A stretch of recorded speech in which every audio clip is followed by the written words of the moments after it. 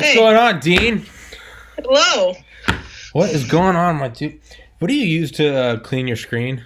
It's a weird question, but I realized Nothing. I've been sneezing on my screen for the last 3 weeks, and it looks like shit. So, I mean, it's only during the winter time that the light comes through the window, so yeah. this is the only time I notice that my screen is dirty. Every other day of the year is like, oh, my screen is fine, I don't notice anything. But now during winter, I can see all those little specks of dandruff. Yeah. Dean, did I tell you the podcast got sponsored? Oh, damn, by who? Energy drink. Bucked up. Yeah. Just take a slurp of that. Yeah. Bucked up. Yeah. But yeah, I figured I was like, because I was looking at sponsors and I was like, man, the language in this podcast is not okay. And I was like, there's no way I'm going to get a sponsor. And then I saw Bucked Up and I was like, okay, well, there's a corporate entity whose literal legal name is one letter off from fucked up. And I was like, hey, will you guys sponsor me? And they're like, yeah, here's a coupon code. Use TPC20. So that is now a thing. TPC20. You can get 20% off your order of Bucked Up. They sell a bunch of stuff, except they don't sell cars and guns. So if that's what you're looking for, they don't have that. But yeah, dude. So for anyone that doesn't know, you are the co-founder of Our Funner History with me. You were member number 2. You were poster number 2. And yeah, I've had other people ask me I've had other contributors ask hey, can I be a mod? And I've been like, hey, Malik, I appreciate your contributions, but it's like, well, how'd the other guy become a mod? I was like, because it was just me and him. You can go back to the first post you made. It's like it was back in March or something. Yeah, it's the whales. It's almost been a year actually. Yeah, I think it's the whales in New York City. The aeronauts. They're like. No, the first one I pictured was a bunch of XB-19s put into service in World War II. It was like I just searched up just some fictional aircraft like the XB-19, the XP-55, and some other weird German plane that looks like the XP-55. It was kind of like a German knockoff. I don't know what it was. But that was my first post. The next post were all of it. I made it during school time instead of at home. Nowadays I all make it at home. It's all homemade. I literally just made one right now. Yeah. But it used to be all at school because my PE teacher had a half and half. We would do computers half of the time. The other half of the time we would do physical activity. Really weird, but I was fine with it. Yeah. But we learned how to use Photoshop, which what do you expect me to do? Not to make alternate history? Yeah. Yeah. So when I was finished with all the work, I would just make some crazy shit a picture from the Operation High Jump, but actually putting in UFOs and stuff. That was one of my favorites from a while back. The whale, that one took a while because I had to make the whale look like it was coming out of the cloud. Yeah, no, that was because I remember I hadn't been on in a week. I think I was working because for Funner Hits, the first one was July or August 2017, and I've been posting them on Air Force. And after a while, someone was like, stop. At first they liked him, and then they were like, stop posting here. Go away. And I was like, fuck you all. All right. I'll make my own sub. And it was just me. And I was posting and upvoting myself. And I remember people would be like, this is really sad, dude. And I was like, fuck you. And then, once you cross-posted to Weir Wings, I see the B-46. I was just like, that looks cool. I'm going to go check that out. I see Funner History. I'm just like, my place has arrived. The harp plays, and it's like, this is what I'm here for. This is what the creator made me for. This is what God intended me to do. Yeah, I understand now. Yeah, it's like you become Gandalf the White. You just you go to. I just knew as soon as I see this, it's like Photoshops. I used to make Photoshops. Alternate history, hell yes. Yeah.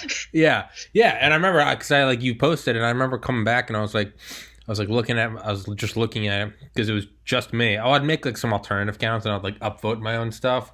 But I realized I was like, okay, what, every post has exactly 3 upvotes. So I was like, this is just sad. This is sad.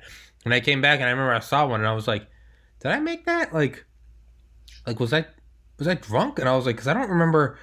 And I was like, and I clicked and I was like, who the fuck is this? And I was like, but you can literally go back and find. I mean, it's locked now because it's been Reddit locked. Yeah, 180 days. It's been in quotations archived. Yeah, it's been 180 days. Yeah, but if you go back to it, it's just like all caps, and it's like, oh my god, I'm so happy someone else is here. And like the first post, you were just like, oh, thank God, someone is doing something on my subreddit. Yeah, it's probably like, oh shit, this guy's insane, and like, yeah, and then I think I sent links to like friends a couple times and they were like, oh, that's cool. And so I had some like pity subscribers from like my homies, like shout out Matt. And yeah, it got to like 7, 8, 9, 10. And I remember you and I would just message each other back and forth. We'd like screenshot the subscriber count and be like, 10, like, we're in the big leagues now, motherfuckers. Like, yeah, it was during summer last year. Yeah. When they, in quotations, the boom of everyone, like, once we hit hot and then like everyone just went, oh, I'm going to check this out, subscribe. Yeah.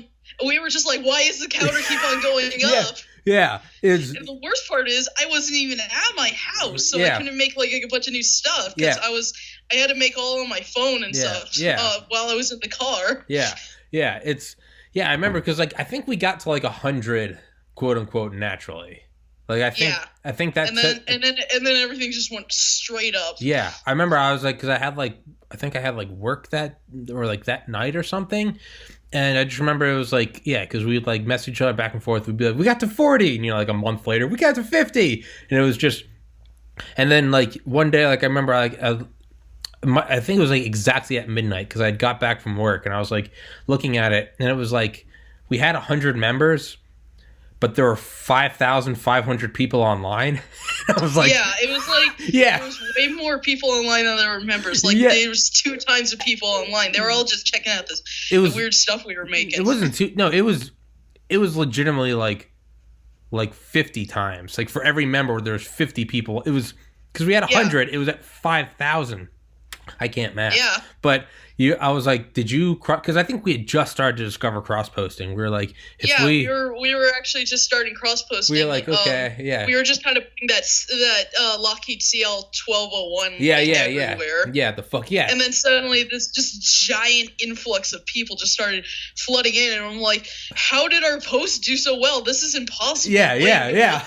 Like I'm like checking the post that I did and there's like it's sitting at 10 upvotes. There's like seems like it's not doing anything, but there's like maybe 1 minute there's like 5 people joining. It's crazy. Yeah. And I remember I was like, Dean, what the fuck happened? I was like, where'd you cross post? You're like, I don't know. I was like, I cross posted to like Ace Combat because I just finished it and I was like the CL 1201 kind of like went in line with it. And you're like, I don't know what happened. And I was like, me neither. And I was thinking like, wow. And so I literally went to like our all. I was like, it has to be somewhere big. And finally, we made a post, and we were because I think you made a post the day prior. It was like we broke 100 subscribers, and then someone commented. Yeah, they're like one that says thank you for 1K members. No, it was before that subreddit. It was before it trended because I remember someone commented on that. They were like, you guys are at 1,000 now, and we were like, wait, what? And we were like, how is this happening? And finally someone commented. Once we hit 1,000 members, I put a message post saying, "Thanks, guys, for joining our subreddit." And then someone commented, "I just you guys are like at 40K," and you commented like something like, "How is this possible?" And he's like, "You were on the trending tab." Yeah, we were like, "Oh shit, okay." Yeah, and we were just like, "What the hell is going on?" And and then like right at midnight the following night, like literally 11:59, it like cut off like a faucet, just like the people online went down to 200, but now I think we had 9,000 subscribers, and we were like, it's 19.2K. No. I'm talking the first time it trended. We were like, it stayed there. We were like, okay, that's weird. And then it was still just us for a while. Occasionally, someone else would post, and it was this past December 23rd. I remember I like woke up one day and I like looked at it. It was the same. So now we had 10K members, but it was like 25,000 online. I was like, oh shit. I was like, Dean, it's happening again. You were like, oh god. And I was like, oh no. And like, I just remember I started posting stuff and it'd be up for like a minute and there'd be like 300 upvotes. I was like, oh Jesus Christ. Like, because I thought you're not allowed to trend more than once. So I was thinking like we're about to get banned. Because I was like, if you play like the trending algorithm, if you try to like hack it, you'll get banned from Reddit. But I was like, I don't know how to I don't. We just post photoshops. Shit's happening. I don't know. Really just making people happy with alternate history. How do we get banned for just doing that? Yeah, and I was like, someone was like, you guys are trending twice in 6 months. They're like, how did you do that? And I was like, dude, I have no idea. Like, I was like, look at the top post. Like, the top post is just like, it's like a pyramid on the moon. Like, there's no logic here. We're not trying to. Yeah, and it got up. Yeah, man. So, yeah. I guess also the main problem that it was kind of discouraging was I don't know what happened. I think it might have been the U-Funner History account, but I think it got hacked or something causing people get like their post getting removed as spam. Oh yeah. I don't know what happened. Me neither. It's just I was checking. I still don't know. I was checking the mod queue one day, and there's like 15 other posts that are like perfect quality of Funner History, and they're removed, and I'm just like, the hell happened? Yeah, you're like, Tommy, did you remove this? And I was like, no. Like, did you? Like, because if you go and look, like, there is a lot of spam removed automatically that we don't even remove. And it's like, that's good. Because it'll be like, it'll be like 9999917, use Amazon gift card. And it's like in like, it's like written indie spam because, bots still exist. We can't get rid of them. Yeah, it's some Indian guy. And it's like, use my code now. And it's just like, okay, that's good that that's knocked out. But somewhere, yeet! But like somewhere in there, there was like a couple legit posts. Yeah, like if you saw like space shuttle once I started adding all the posts, that giant boat with like the cranes on it, the space shuttle on the Saturn V, I was just like, this is awesome. Yeah. I messaged that guy. I was like, I am so sorry, because I was like, not only was it like a Funner History post, and you shouldn't give. It was like, it's one of my favorites, the space shuttle on the Saturn V. I was like, dude, that's awesome. So yeah, but I think we have a decent number of like unique contributors now. Right? And when I say decent, I mean like more than you and I. Like, so if it's five, I definitely see some other posters. Like recently, there was let's give him there was this give him a shout F-19 Spectre stealth fighter. That was awesome. Yeah, it's let's see. It's North Pup Laurel F-19. It's like a ad for the fictional F-19 fighter jet. That's and it's really interesting. Yeah, user Frozen Seas. Shout out Frozen Seas. And the other one is Papa NBLIN. Pop and Blin. Yeah, nice. Pop and Blin. Shout out Pop and Blin. And Fear Warfare. Yeah, he did that. He did the fucking the stealth. Oh yeah.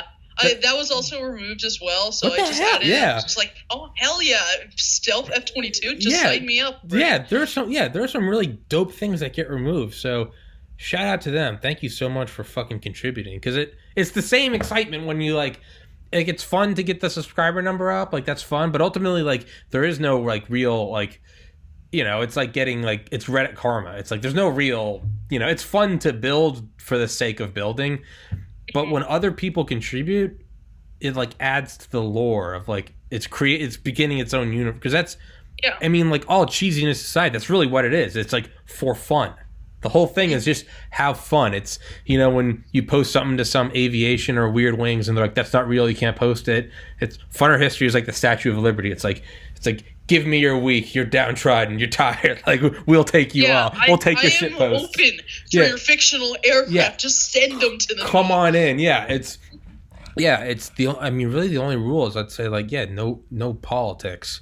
Like and no shit posting, because I've seen there are some before we were really lack on that, but I'm like nowadays I'm like let's cut on that. Yeah, there's a couple of shit posts that I think now would be labeled as shit posts, but I've allowed to stay because they're just brilliant. Like the the Viking one. Human space station. Yeah, that was labeled as a shitpost, but I thought, okay, this is just ingenious. Plus, this could be contributed as alternate history because you know how people just line up on carriers and make giant words. This could be something like that. Yeah. It was also. It's also. That guy clearly made it.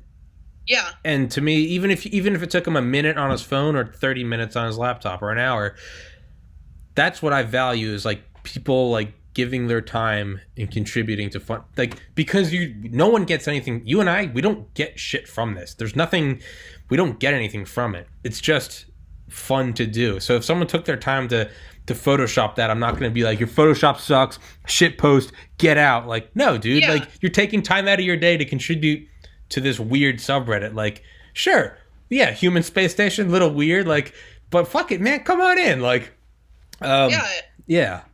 It's just a team building exercise or exactly. some sort of like promotion to say, yo, look, we're space. Yeah, exactly. The other one was it was like Godzilla on like D-Day. It was like a little Godzilla just right there on the beach. That one was kind of shit posting, but again, like it was like the caption that made it hilarious. It was like he almost drowned. Yeah. It was like shell shock, and I was just like, okay, that's pretty hilarious. He was like in a water full of sweat and blood. It was like, yeah. And there's another one that's the Viking one, where it's like they put the Vikings on the bombers. Planes? Yeah, I'm like that's brilliant. That's brilliant. Yeah, there's some that I've removed. There was like, it's cat, and there was a cat on like the deck of a carrier. Oh, I didn't see that. I'm glad you iced it. Removed. I didn't feel like that because like no, it's makes sense. No, and again, like if it's a shit post, but it's like someone clearly took a lot of time to make it, I'm much more hesitant to remove it again because it's like, okay, like you putting in some effort. That cat one is made by some person on Instagram. It wasn't made by them. Okay, well, fuck that guy. Yeah. There's some of the other shit posts were just made by people that went to other subreddits or other sites and just stole their content. Some of them, yes, they did show their sources. Thank God. But like, still, if you're gonna make something, make your own. This place is mostly for making your own stuff. Yeah, it is. And like you and I have done, and it's again, even back when it was just you and I, we've had a very strict thing from the beginning, and it's credit the artist. Yeah. Because, dude, there's nothing more.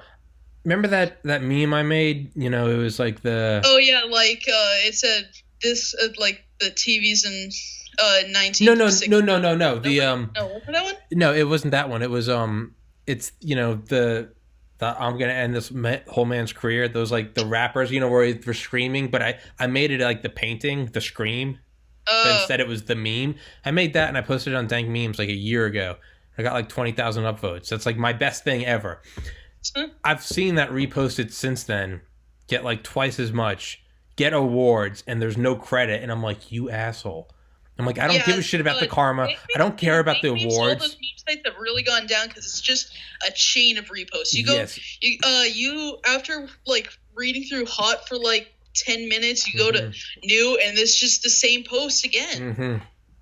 Yeah, but more than anything, it's just like that's an experience where I wasn't credited, and I was like, I don't want anything from it. It's like, just give, like, you know, I made it. I remember making that. I remember how much time it took to make that.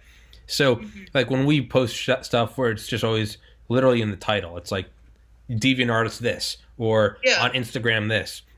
That one guy. Like, the other day on a PewDiePie submission, someone literally took this person's creation of a Lego thing relating to PewDiePie. It looks like it took them like 2-3 hours to make because they had to get all those blocks, and then like it was like made a year ago, and then like the other day it was just reposted. I was like, someone worked really hard to make that Lego set, and then you just decided, haha, it's mine now. Yeah, it's mine now. This is mine now. It's just a really jerk move. It is, and it's like that one guy that makes those 6 SpaceX like digital renderings. We had one posted the other day of the Cybertruck pulling the Starship. Oh yeah, that guy, Kimmy Talvidi. The rocket. Yeah, the rocket Cybertruck. Yeah. That one too. Yeah, that's the artist on Instagram, Kimmy Talvidi, and that guy has sick shit.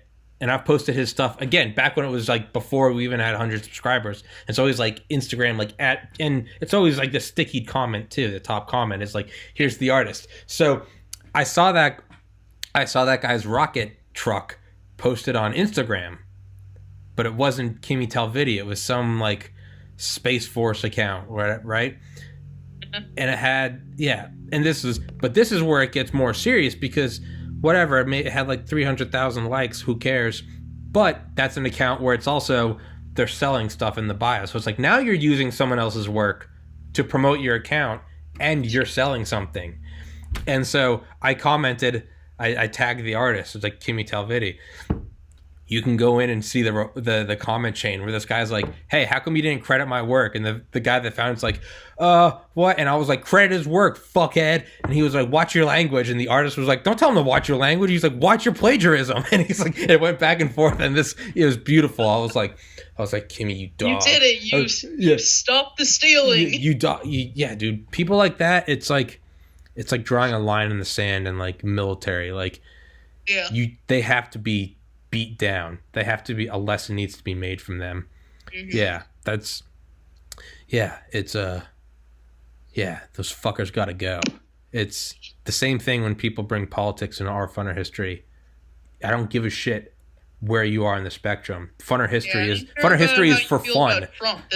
I don't care. We literally just made a 3-deck Air Force One. Yeah. It's, you can always see people like lean in, like, you know, it'll be like, here's the new beast, and it has like a rocket engine and like an M60 on it, and someone will be like, "Oh, I wonder if it's strong enough to carry stupid Trump," and I'll be like, "Dude, what? Just enjoy the fucking Photoshop." Or it'll be like a hypersonic Air Force One under Obama's administration, or just like some military guys on the moon or something like that. Yeah, and people will be like, "Oh, of course Obama made this," and I'll be like, "Dude, just stop tracking." It's literally like, don't track that shit in here. Like the rest of Reddit is destroyed by that. There's entire subreddits just dedicated to politics. If you want to talk about politics, go there. Well, not even that. Politics has seeped into every other subreddit, and it's just like, you and I have just drawn a very sharp line. Like, we've drawn a line and just made a giant barricade. Yeah, it's literally, we drew a line in the sand, and we're turning it into a moat with the blood of the violators. Like, no, you assholes, no. Like, I'm not no, banned. It's like that meme. It's like, you upvote, ban. You downvote, ban. You post nothing, ban. It's just like, you bring anything, ban. Out. No gone. Fun allowed. Yeah, no fun. This is not funner history in name only, assholes. This is a very strict place. Yeah, no, dude. You better be posting some alternate history. You're gonna have a bad time. Yeah. It's gonna be it's gonna be a badder history, assholes. Yeah, but my favorite is when and your posts are always the king of this, is when people are like, "God damn it, duped again." Where it's like, I thought this was. I can, if I had $1 for every time someone said, "Is this real?" Mm-hmm. I could probably buy myself a new computer at this point. Yeah. Oh yeah, no, it's brilliant. 1,000 people that are just like, "Can you link to the site of where this is from? Can you what's the information on this?" I'm like, "Bruh, did you check the subreddit?" And they'll be like, "Dang it, I'm subscribed to all these aviation ones." And it gets me confused. Yeah. I'm saying to all the funner historians that are out there, people that are joined on Funner History, the only way to tell the difference between our subreddit and other subreddits that post real photos is they usually put the dimensions of the image. We don't. Yeah, that's true. We let that be mystery. Yeah, I mostly have them by like 1,000 by 1,000. Yeah, I mostly have them above that because it's nice to have high quality. Yeah, but yeah. A lot of I don't put. People are like, "You didn't put the dimensions in the image," and I'm like, "What? Fuck off! It's a goddamn sphinx on the moon." Like, it also just helps people just not recognize which is our stuff, because I feel like I don't want to go too far to make our stuff just unrecognizable. Yeah. Because like, I still want to do diversion tactics, as in, hey, just put a picture of real things and just and claim it's fake. That's my favorite. But I don't want to go so far as to claim like everything is real. This is a real subreddit of real photos. Yeah. It's like, okay, it's a little too far. Yeah. Plus, when you have to like post certain shit with certain brackets and you have to use flair, like that steals from the subreddit, I think, because it's how many times have I know I have gone to a different subreddit and just posted something like legitimate OC artwork, and you'll post it and you'll be like, that, you know, contributed, and it's like, hopefully people enjoy this, and it'll be like, removed, you didn't put the pixels in brackets, and I'll be like, what? Why does it fucking who the fuck cares? So it'll be like, you didn't use proper flare, or why is it important to put the pixels in like the dimensions in a bracket? Who the fuck cares? Like who cares? Like, it's if it can fit the screen of my phone, I do not care. It's on there. It's who gives a shit. Yeah, and it's so like I feel when there's stuff like that, or be like, you didn't post it. You know, it's Photoshop Wednesdays only. And it's like, I'm not coming back, and like, you're not paying me. This is free work. I just fuck you. I'm out. Like, yeah, on Funner History, I love when people are like duped again. We're just like, oh man, I didn't check the subreddit name. I thought this was real. Yeah, or like, you're like, link please, link, and then that's why I really want to go out and make like whole different websites and stuff, fake websites, just so like people are like, link please, and I'm like, here you go, here's a website that talks about this plane. They'll be like, oh sweet, look, is this real? Yeah, yeah, and it's we've talked. We'll go search up about it even more, and they'll be like, I've been yeah, dude. I mean, eventually we're gonna get hired by the CIA to do like disinfo. It's because I told you that one guy, I cross-posted one of my things to like, no, I think someone else cross-posted it to conspiracy, and then someone commented on it. They're like, oh yeah. Someone commented, they're like, I have a theory about that subreddit. They're like, it began as Air Force Photoshops, and then it moved to its own subreddit. I think it's an Air Force recruiter, because all they do is talk about like the coolest shit. And I remember commenting, and I was like, mind you, this is in conspiracy, so it's not like I have like the ad. Too much. Yeah, it's yeah. He must go. But it's like, I literally commented, I was like, as the founder of that subreddit, I'm flattered that you think I'm that smart. Like, but no, it's not. It's like, I think they're in cahoots with. They literally said, I think they're in cahoots with USAF recruiting. I think it's like a third party. Yeah. And I was like, I mean, I wish. I mean, dude, we're not above it. We're not above it to get a job technically. So. Yeah, we're not above it. Like, dude, like U.S. government, you're listening. Hey, pay us. We'll take it. Yeah. I don't give a shit. There's no like, we're not above it. It's not like, it's just the reality. I mean, there's like 2-3 air bases near my house, so it makes sense. Exactly. But yeah, when and the other thing is so like when we'll post real shit, because that's the fun, is like, you know, like that Lockheed Martin ship, the Sea Shadow. Oh like, yeah. That one looks like a goddamn Funner History. It looks like an F-117 that has skis and missiles. Yes, it's a Nighthawk boat. But I remember posting it, and I didn't even make a fake like caption. I literally just like copied and pasted like what it was used for from Wikipedia. Like, this is for inserting troops in like, you know, northern like Russian ports or something. Yeah. And someone commented, they're like, you're like, oh, this is sick. And someone's like, wait, I thought this was real. And I was like, it is. Like, well, what? And I was like, well, that's the catch, is we put in real shit. Yeah, so like now, 13 days ago, you put a crane barge with like a 15-inch gun on it. Yeah, and that's real. That was real. Yeah. That was in the Civil War. And it's a real photo. Yeah, and like I didn't know that existed. And like a month before that, I was doing all those Civil War barges. Like I was. Oh yeah, like it was a while ago. You just like Civil War. It was just there was 72 hours where I just went on a Civil War mania.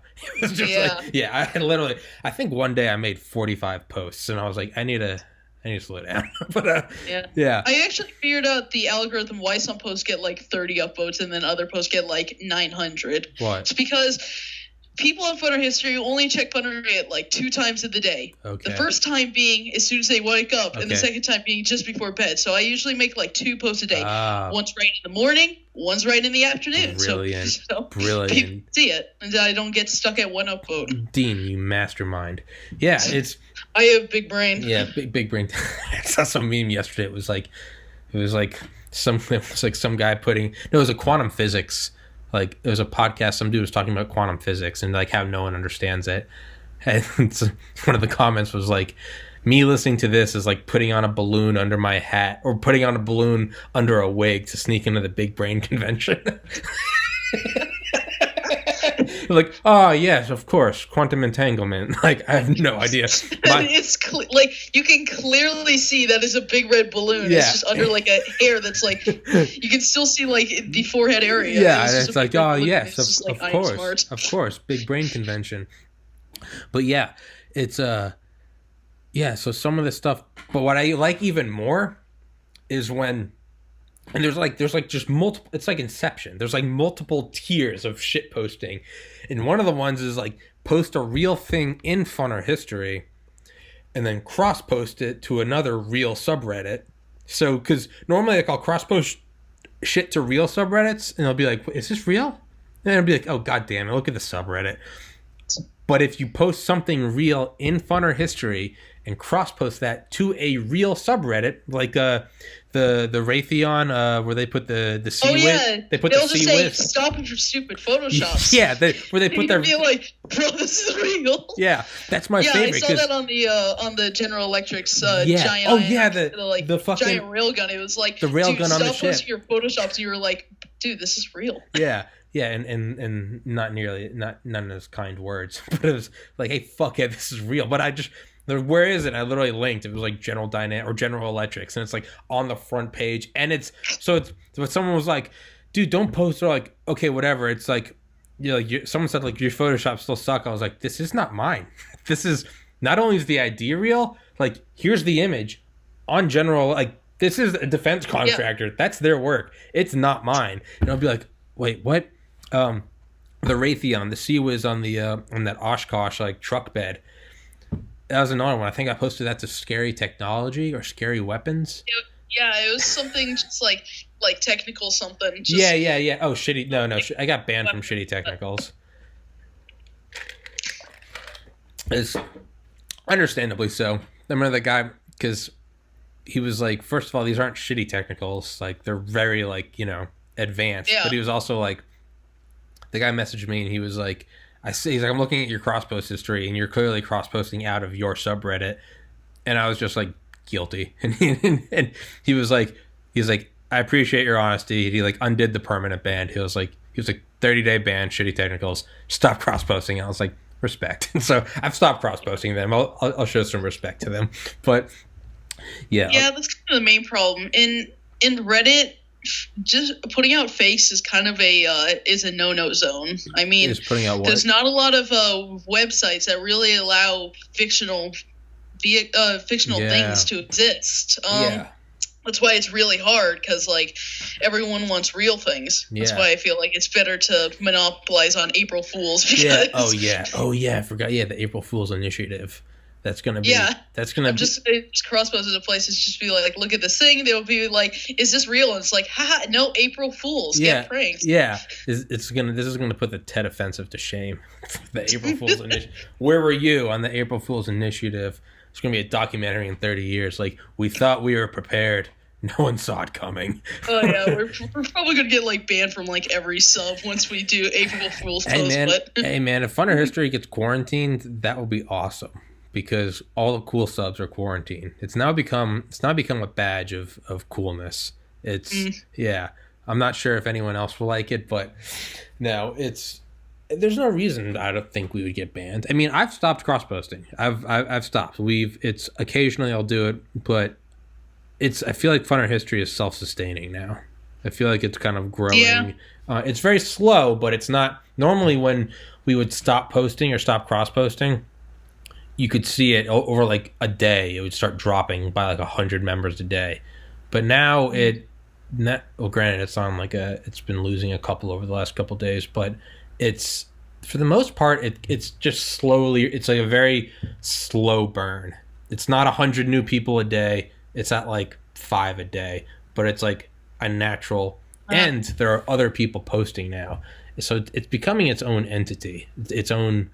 And whether that entity will be good or bad is beyond my understanding. But yeah, it's a fucking hoot. What are you doing, D?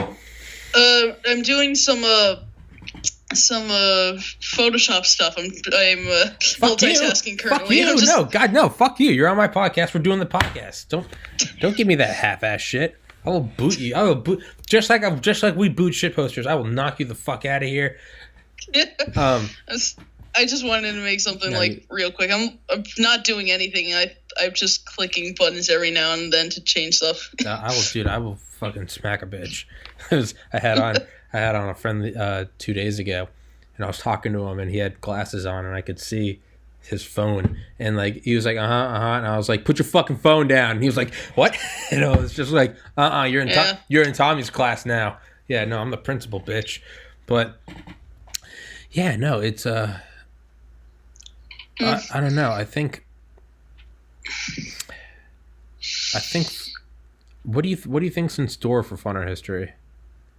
Well, it's definitely gonna be layered onto every single website. Like there will be, because like you go on YouTube, you search up like fake planes, or like I don't know, you'll just search up like top 10 biggest planes.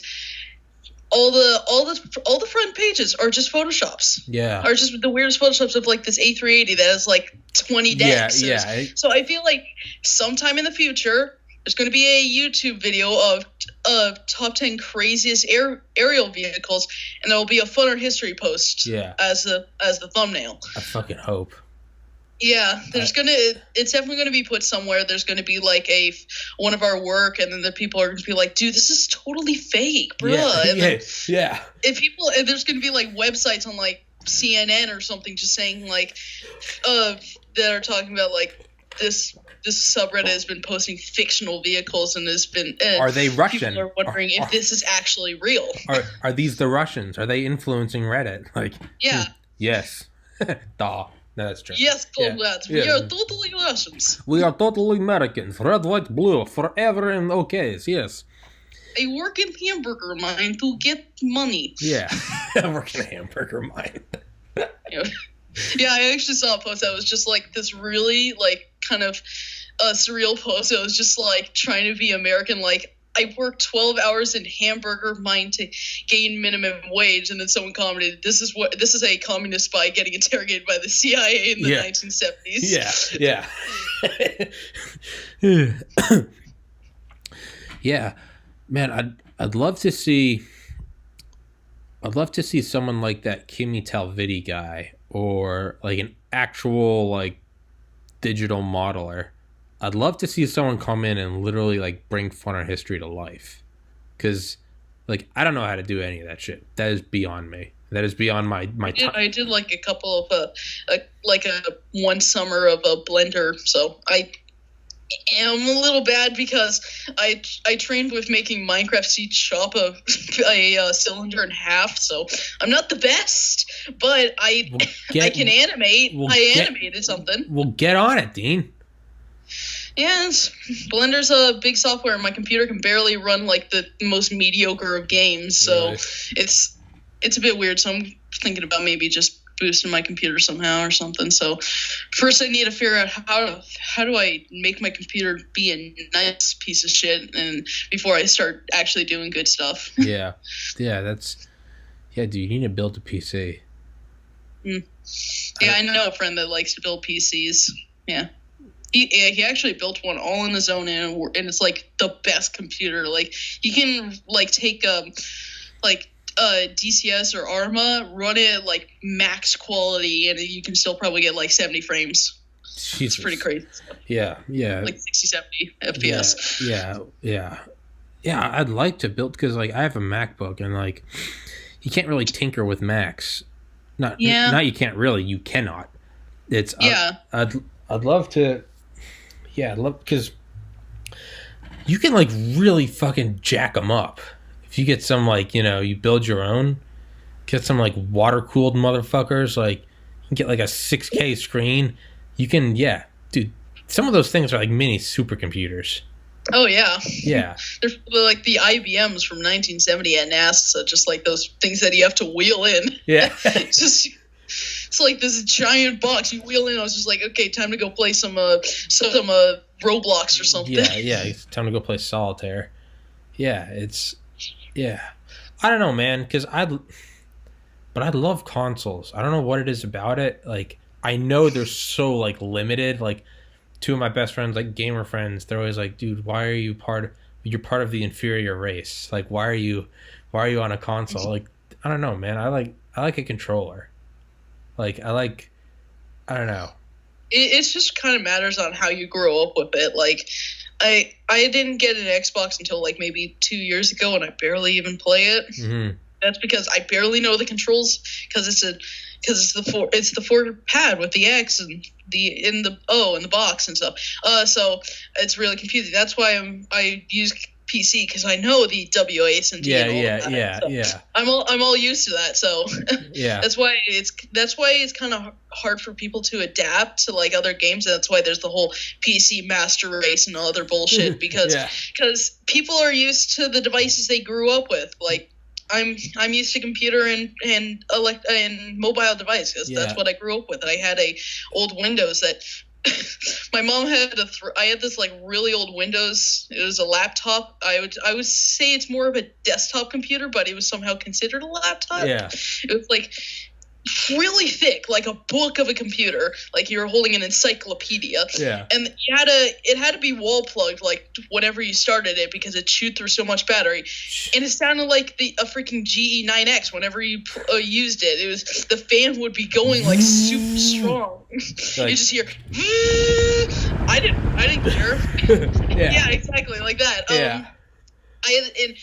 The best thing about it is, despite its clunkiness, and it was probably from like the 1990s, it ran well. It did its job. It could actually run games. It could run at high quality. It could run good frames. My mom threw it out because she thought it was old, and replaced us with this Mac, which is like a bigger piece of shit from that. Because now it doesn't run games. Yeah, and that's the thing, is you can't update Macs. So Macs are like, they're brilliant, and they're like, when you first get one and they're brand new, it's like goddamn alien technology. You're like, this, but they as soon as you get used to it, it's just like, why did I buy this piece of shit? Yeah, it's just the progression of technology. It very quickly goes past it, and then you can't change it. Like the iMac we have, like 7 years ago, that thing was like goddamn supercomputer. I can cure cancer. But now it's like, you cannot upgrade this thing. It's just like, okay, and like everything else, the rest of technology blows by it, and it leaves it in the past. So it's like, now just like the RAM needed to run YouTube, you're like, oh Jesus Christ, don't open up a second tab, crashed. Like it's it's just like, my computer's really picky on what games to run. Like for City Skylines, that game is a bit laggy because all those polygons, but like I run it at like minimum specs. War Thunder, I run at minimum specs, but it's still laggy every now and then, especially when I slam the plane into the water. It just freezes and crashes. But DCS, X-Plane 11, I have that, runs maybe the best game. I don't know, like that has way more polygons than War Thunder. Yet War Thunder runs worse. I don't know what's wrong. Like, what am I doing? I'm literally flying an SR-71. It looks like a real photo, and then I'm running War Thunder like it's a freaking calculator. Yeah, dude. I can guess I can probably run War Thunder better on a Nokia cell phone than my computer. Well, Nokia's master race, so that's expected. It's man. It's, dude. I remember used to play. It was Half-Life 2, but what was it? It was like a 1-level release. I think it was just like a graphics testing thing. I forget what it was called, like Lost Coast, Hidden Coast, something. It was literally just 1 level. That's all the thing was. And it was like, you basically have to go up the side of this cliff to like a church and blow up a helicopter. It was that's all it was. I don't remember what it was, but sounds like Metal Gear. What? Sounds like Metal Gear, to be honest. But it was awesome because I used to play it at my friend's house when I was in high school, and because I played at my house and it would suck, but I'd always go to his house. And I would just go in and I'd turn off all the graphics, and it was just like, oh, this is so beautiful. And it was, dude, that's the problem though, is once you play something with everything on max, you go back, it's depression. Like team. Because like you go to any game and you don't see the little Mac icon, you just see Windows, and you're like, so looking forward to this game. like BMG, I like that game because simulator physics. Yeah. I can't run it because it's a Windows game, and Yeah. I used to have a Windows. Yeah, dude, I want to play that so badly.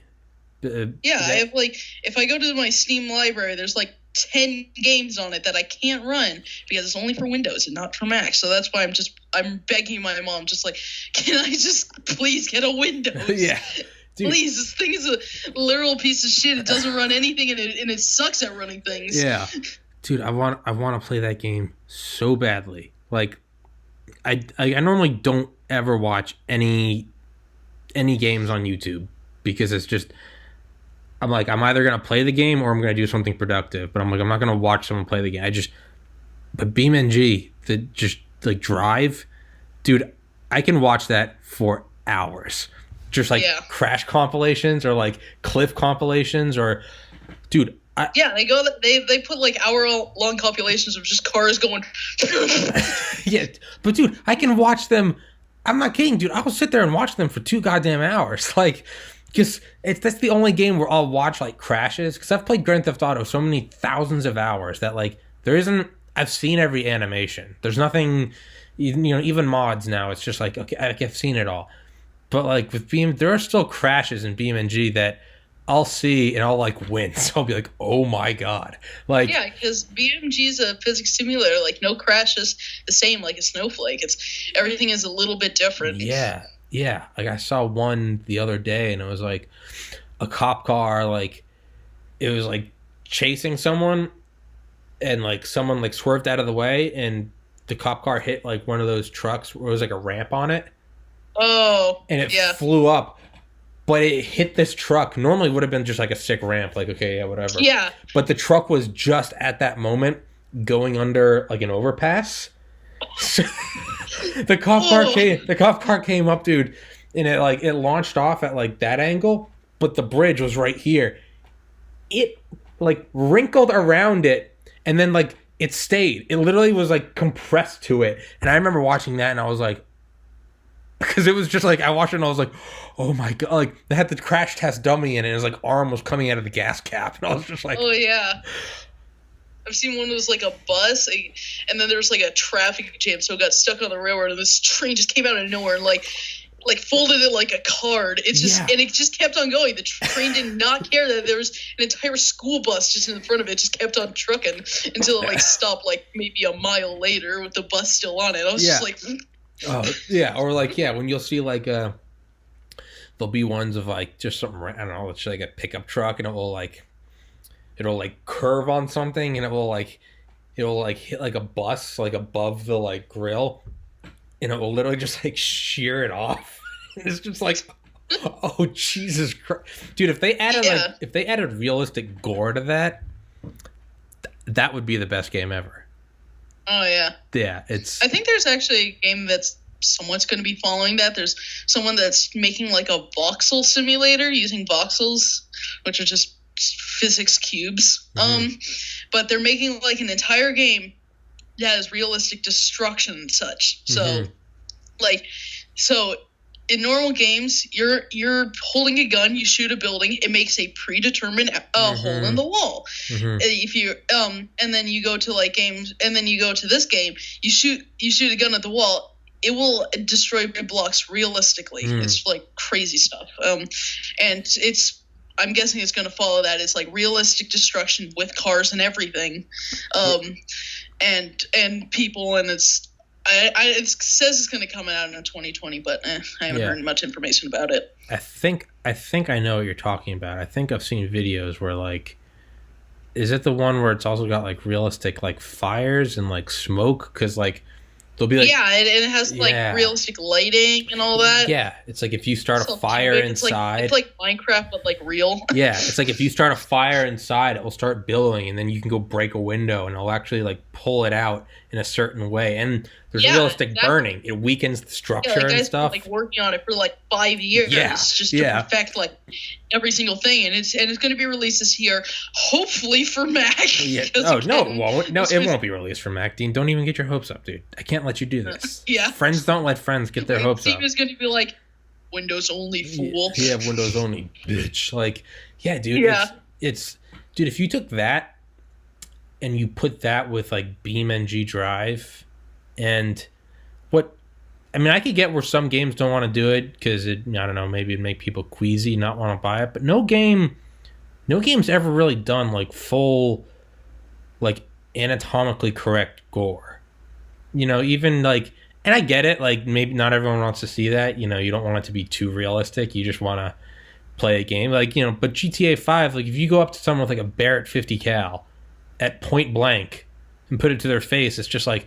They get shot and it's like and they fall over and it's just like. I mean, yeah, some VR games are testing the waters of that. Like Pavlov, they've recently tested with their 50 cals that he can shoot someone and they'll be a hole of where he shot. Like I've seen my friend, he just shot a 50 cal. The guy's chest was just ripped open. It was, Jesus. But like yeah, but VR games are testing the waters on making VR as realistic as possible with realistic movement and physics. Yeah.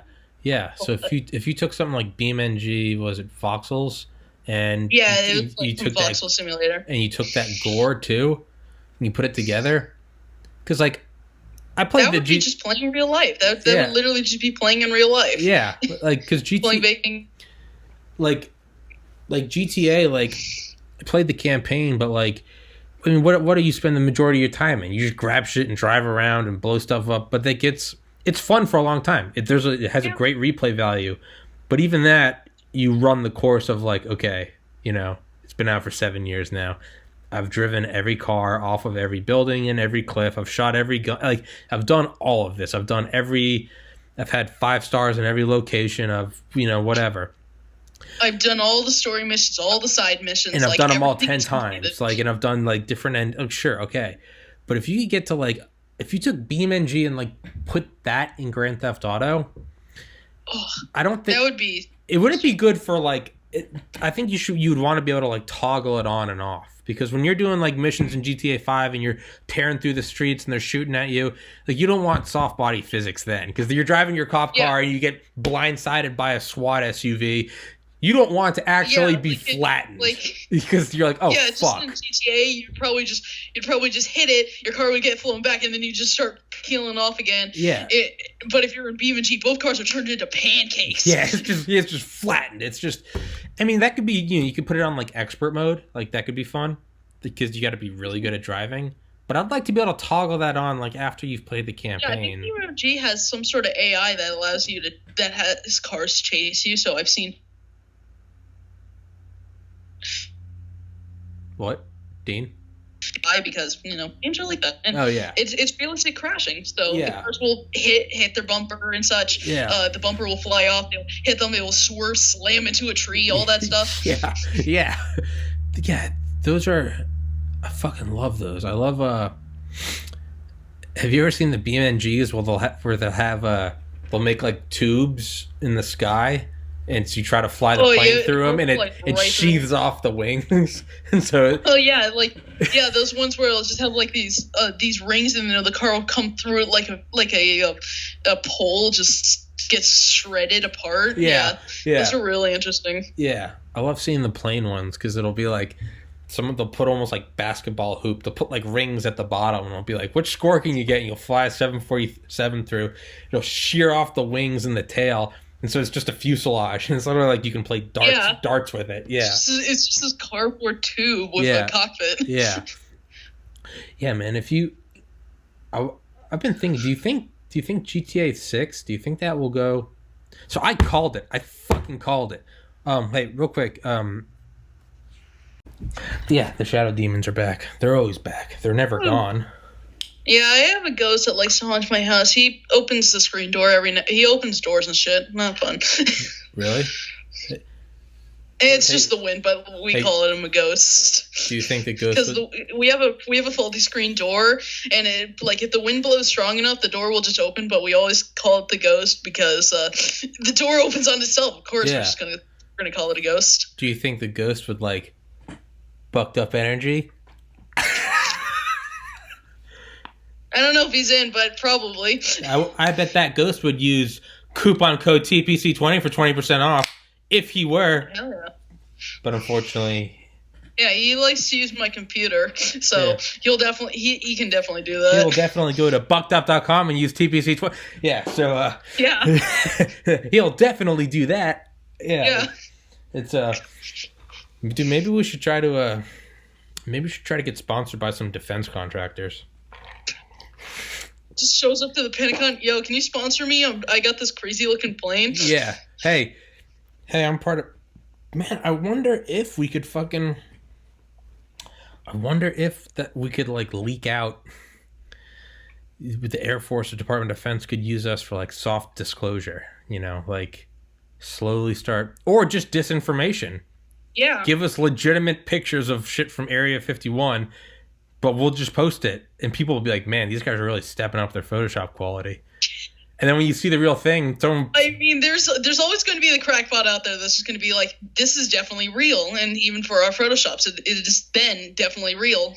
There's definitely people claiming this is real. Yeah, so, but still, I mean, think about it. Yeah, there's people claiming that the shit that I made up in like 5 minutes off the top of my head, I was just like, I'm going to make some weird looking spy plane. Someone's like, wasn't this a plan by the United States Air Force? I'm like, it is? Is it? Yeah, I don't know. I don't know. I don't know. I literally just thought this. I was literally just sitting in the car and it was like spy plane, and I made it. Yeah. The government is beaming their plans into my mind. They are. Well, was it Honda or someone came out with an ad in like 1988, and it was about because people knew the B-2 was in development, not the B-21. They knew the B-2 was in development, but no one had any, like B-21, like no one knows what it looks like, but everyone kind of knows it's going to look like the B-2. No one knew what the B-2 was going to look like, aside from probably some insiders that knew about like the flying wing. Yeah, and the F-117. Yeah, but I think it was Honda came out with an ad, and they're like, this is our black budget, and it was like the new 1988 whatever. And the thing is they had it in a hangar next to their own fictional plane that looks stunningly similar to the B-2. Apparently, they got a visit from like OSI and the FBI, and it was like because the B-2 is a special access project. Before that, there were only two special access projects: the F-117 and the Manhattan Project. So like stealth and nuclear warfare. Like so they got a visit. It was like, why is this image like they can't admit that it looks like it, but they're like, why? How did you get this shit? And they were just like, it was just some like guys in the like marketing department were like, I don't know, like, yeah. But apparently they let the ad run because they're like, it will draw more attention to us if we pull down this ad, and we say, because big brain time. Yes. Yeah, the original big brains. But yeah, it's. Which makes me think, like, I wonder if we're ever going to do a Photoshop and, like, a couple black SUVs are going to be outside and it's going to be like, Mr. Kerrigan, please come with us. Be like, wait, what? Be like, yeah, I mean, there's, like, as I said, there's, like, 3 air bases by my house. There's probably going to be one Black Hawk that's going to decide to deviate off course. Just to send a message, just like... They fly out by my house, like, every day. Yeah. There's bound to be one that's gonna be a fly off course and just show up and be like, what is this? Yeah. What is this? Yeah, it's... Yeah, man, it's... I wonder if they could use this as, like, a weaponized arm. Like, it's funner history and it's clearly fake, but nonetheless, we could put ideas in the subconscious of people. So it'd be like, hey, make a funner history that, against Russia, or make a funner history that makes China look bad. Shit, yeah. I'd take that dirty Department of Defense money. I don't give a shit. You guys give me the order. I'm a proud American. Woo! Like, Dean and I will take orders. What do you need? Coronavirus in China? You got it. You need some fictional stealth plane to deviate from the real stealth plane, like the Aurora. Boom, got it. Boom, got it. We're your guys. Put us on the payroll. Give us a badge. But yeah, man, I wonder if we're ever gonna get Dean. Get off your phone. It's not on the phone. Oh, my phone is right here. Oh, fair. Here, look. Fair. Well, now it's over there. Fair, unless the ghost kicks it back over. He hasn't opened the door yet. He hasn't opened it. Okay, good. Yeah, man, it's You ever heard heard of the comedian Ron White? I don't know if you've heard of him. No. It's kind of he was bigger when I was younger, but he was on Joe Rogan and he was talking about how he lived in a haunted house that was legitimately like a haunted place. Like the realtor had to tell him like, hey, like there are like reports of this, like there's a guy, I forget what his name was, the ghost, something weird like, I don't know, like Packy or whatever, but it was just this, he was like the oldest dude in this small town and he was like the barber and he died and that was his house. And apparently he wasn't like a mean ghost, but he was like, just some shit would happen and it'd be like, oh, there's Packy. And, but he was talking about when his son was like 5 and like he and his wife got separated and his son was staying with him. And he's like I remember like my son he had this weird thing where, he's little, he'd take he'd always put out his clothes for school the next day and he'd put it on top of his bureau. He'd fold his underwear, his like shorts, his socks, and he'd always put his like little sneakers up there. And in the morning, he would go and he'd get it all down. And he was just like, he was a cute little 5-year-old. And he's like, well, one night, like the shoes just like flew across the room, like hit the other wall. And like, so he woke up crying and was scared and he went and put him back up there. And he's like, and it happened again. So the kid like decided, he's like, okay, I'm going to put him on like the top bunk or something.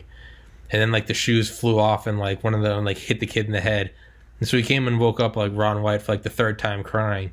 And he's like, so Ron White goes, so the ghost's daughter, who was like 70, was his landlord. And he's like, so finally I went in there and he's like, I sat down in a chair and he goes, all right, Packy, I don't mind you're a ghost. I don't mind that you're here. I love your company. I love to know that you're cool with me living here. Very grateful. Not going to have any ghost hunters in here. But you listen to me. You listen to me good. You make my little boy cry again, I'm going to punch your daughter in the mouth. I mean, that's one way to threaten a ghost. He goes, and it stopped. And Joe Rogan's listening to him and he goes, dude, you bullied a ghost? And he goes, hey, I guess I did. I have some interesting stories like that on a Glitch in the Matrix. There was this one story of like this kid had to use his mom's shower because his shower wasn't working for some reason, and he broke the shower for some reason. Then he was at the park like doing some sport, and then some kid yelled out when he was doing a bad job. This kid like broke his mom's shower, and he just said, "Shut the fuck up!" And once the game was over, he couldn't find him. I'm pretty sure his inner demon, his demon that was watching him, just came up trying to bully him, and he just told him to shut the fuck up. Like, how badass do you get the telling your demon just to not? Yeah. Hey, fuck off. Like, Yeah. Yeah. That was kind of hilarious. You could always just creep out your demons. Like, anytime they're around, just be like, I'm gonna shit the bed right now, man. Like, just creep them out. Like, or just be like, demons, I have feelings for you. Like, will you be my Valentine? Like, you just gotta creep them out. Like, late at night, just wakes up, scooches over to the other side of the bed, past the other side of the bed. Yeah. He kind of opens up the covers. Come on, get in. Come on, demon. Like, I love you, demon. You're my only. Like, yeah, they'd get the fuck out of there. Try to get them out of your house. It just make them look like this is a really awkward situation. Just make them uncomfortable. Just be like, dude, I'm more of a demon than you. Or just be like, dude, when I die, I'm gonna terrorize you. I'm gonna be your demon's demon. Yeah, man. But yeah. So VR, super realistic. I was thinking, like, do you think there's ever gonna be a point where it's like difficult to play? Like, it's so realistic, like killing someone, that it's almost like you almost get like PTSD from a video game. Like, dude, I mean, it's likely. There's TV shows that existed that claim to be real. Claim to be real, but it was highly fictional. Like, I think there was something on like a British podcast, a British TV show that was like about ghosts called like Ghost Watch, and it was like really spooky to like give kids PTSD. So I mean, if a TV show about ghosts is able to give kids PTSD, I think it's highly likely that sometime in VR it's going to get so realistic that people are just going to be like freaked out about it. Yeah, it's fine. Yeah, no, I've thought about that, but like, just being the devil's advocate against my own argument, part of me thinks like, you know, like the generation above mine that didn't have video games, if they had anything, it was like Pong. And you know, Yeah. they see shit. I remember being at my friend. He's been on this podcast. He's a 3D printing guy, Brett O'Callahan. I've known him since middle school. I remember the first time we ever stayed up all night was 5th grade at Britt's birthday party, his 11th birthday. We had a Halo 1 LAN party. We had like, I think we had 16 or 20 people in his basement. This was like 2002. And wow. yeah. And I remember we played all night, but I remember like his parents coming down and be like, you know, like, are these games not like too violent for you guys? And it was just, you know, driving warthogs, were blowing shit up with a sniper rifle, and just like, you know, the name of the map is literally Blood Gulch. Like, we're like, no, this is fine. And like, I hope this doesn't affect you guys. Like, growing up, like, I'd argue that I'm as normal as they were at my age, like, no less or worse. Like, which makes me think, like, my mind, I'm slowly, if I'm not already there, I'm 30 in August. I'm like officially old. Like, I'm approaching boomer, right? So, Yeah. right? So it's going to be like, you know, I'm like, are you sure you can play those VR games without getting the PTSDs? Like, you know, it might be scary. Meanwhile, it might be the equivalent of like growing up with like Blood Gulch and being like, what? No, it's just a video game. Like, your generation might be like, what? No, it's a video game. Like, yeah, I just choked out this old grandma. Like, Gen Z, it's just like video games are cool. Yeah. Nothing really changes. Like, yeah. Especially for the whole video games cause violence. It doesn't change it doesn't change us really, to be honest. I think it makes me less violent. Yeah, I actually did something for school once of if video games were violent. Most of the people said video games help release my violent efforts into game form, because, like, say you had a really bad day, you can go shred up some demons in Doom Eternal. Yeah, or it's like hanging out with your friends. Like, instead of actually beating the shit out of each other, it can be like, you know, sitting next to you on a couch, and I'll just be like, boom, headshot, bitch. Like, get owned. Like, dome popping. Like, but I didn't actually have to shoot my friend. Instead, it's just like, hey, man, can you pass the Cheetos? Like, yeah, gotcha. It's just a whole lot of fun. So, so games, there's definitely some unrealism about them that just kind of makes like scary games hard. It makes a bit of scary games hard. I don't know how YouTubers make it look so real. Mm-hmm. But it's reality. It's just a computer that has a bunch of pixels that of different colors that just show us, hey, look, scary thing. Yeah. And again, like, I'm looking at it from my point of view. Like, I can play any, you know, like, I don't know, like when GTA 5 got, I guess, remastered for Xbox One, because it came out on 360 in 2013. When it got remastered for Xbox One, they put it in first person, so now you could drive around like first person. That became much more realistic, because you'd be going and you'd be like fly off a cliff, and I'd actually feel like just a little bit kind of my stomach drop, because it would be like, oh fuck. But you know, it's still just, it's a video game. I'm sitting on a couch holding a controller, and there's a TV. And it only exists in there. There's always a sense of realism. Like, when you're, like, if you're playing, like, a shooting game, you start firing, and you're walking around, and you see an enemy just about to kill you with, like, a melee weapon, you have a sense of, oh, fuck, I could die. Yeah. You just start firing. Yeah. There's always that, because, like, always that scared part that's just, like, because it still activates feelings, because you're seeing this guy, you're about to get stabbed by a guy, it's a sense of surprise, you're still going to fire, but it's not real enough, as in you're actually in a war zone, and some guy's about to actually stab you. So there's still emotions that can come with it, like surprise, but it's not like actual life or death situation. You're probably just going to die and be like, oh, heck, I died. Waits 5 seconds. I'm back in. Or you're trying to replay a mission, like, that you can't beat. Like, you can definitely get like a little like adrenaline, like, you know, you ever play like Nazi Zombies or something, and it's like you and your friend like beat your old record. There's certainly like a sense of like, okay, like, stay calm. Like, you know, it's, you know, it's like, you know, when Fun or History trends, it's like, be cool, like, you know, but it's still not real. It's like, it's a game.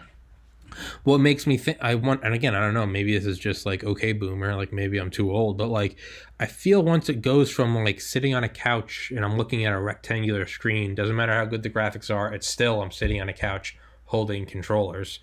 Yeah. When it goes to like 360 degrees and maybe you can get on You're some like actually in the game. The computer is on your eyes wherever you move. The game is around you. So that's why VR it brings a whole new level of spook, because you're in the scenario now.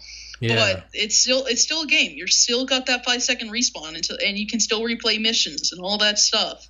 So yeah, it's definitely gonna.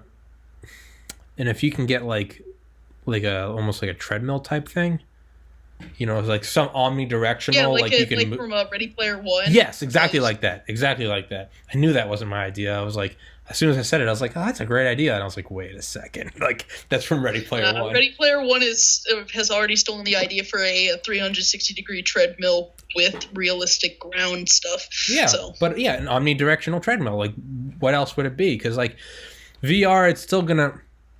I can only imagine there's a certain level of like, because if you're playing on your computer and it's just WSAD, like whatever, you hold W, you go forward. Like, okay, that's fine, you know, because it's still like it's everything else is still so far removed. There's a rectangle, and outside of that is just your bedroom. Like you're not really there. I can look over and I see my fireplace, my wall. Sure, yeah. There's going to be this weird middle ground where it's. VR helmets are going to be more and more accessible, better quality, but you're still going to be sitting on your couch.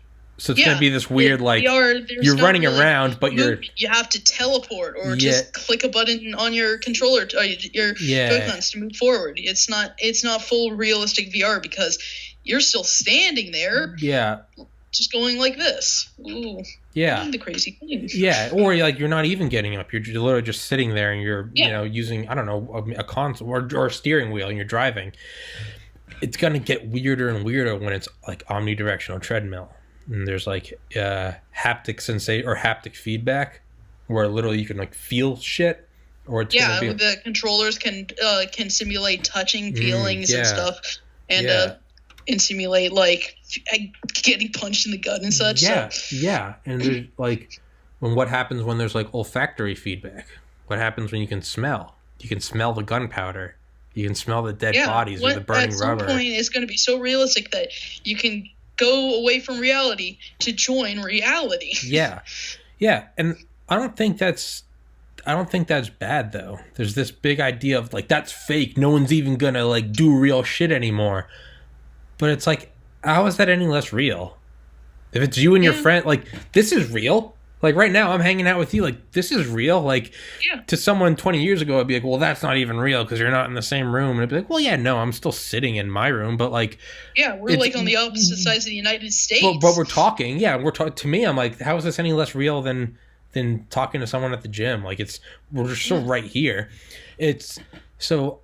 I think, it's going to be like, how is VR any less real? If it's me and my best friends and we're, you know, if anything, I think it's just going to enhance reality even more because you can live all over the country and it's going to be like, you know, all right, dude, I put the kids to bed. Like, about Ready Player One is mostly talking about like how people can live out their fantasies. It's just in VR because it's so realistic. And why shouldn't they be able to? Why do fantasies need to be limited to being a billionaire? Like, or, you know, what if your fantasy is to be an NBA player, but, you know, just genetics, your mom and your dad are both 5'6", and like you're not going to be a 6'8" point guard. Like, you know, we already play video where it's like, I played like, I live under a rock, so I'm so far behind and everything. But when I last went up to my friend's house, we played like NCAA like 2012. I don't like sports. I don't like sports games, but we played it, and it was just like, but it was fun because it wasn't just playing. It was like, we could like draft kids out of like high school.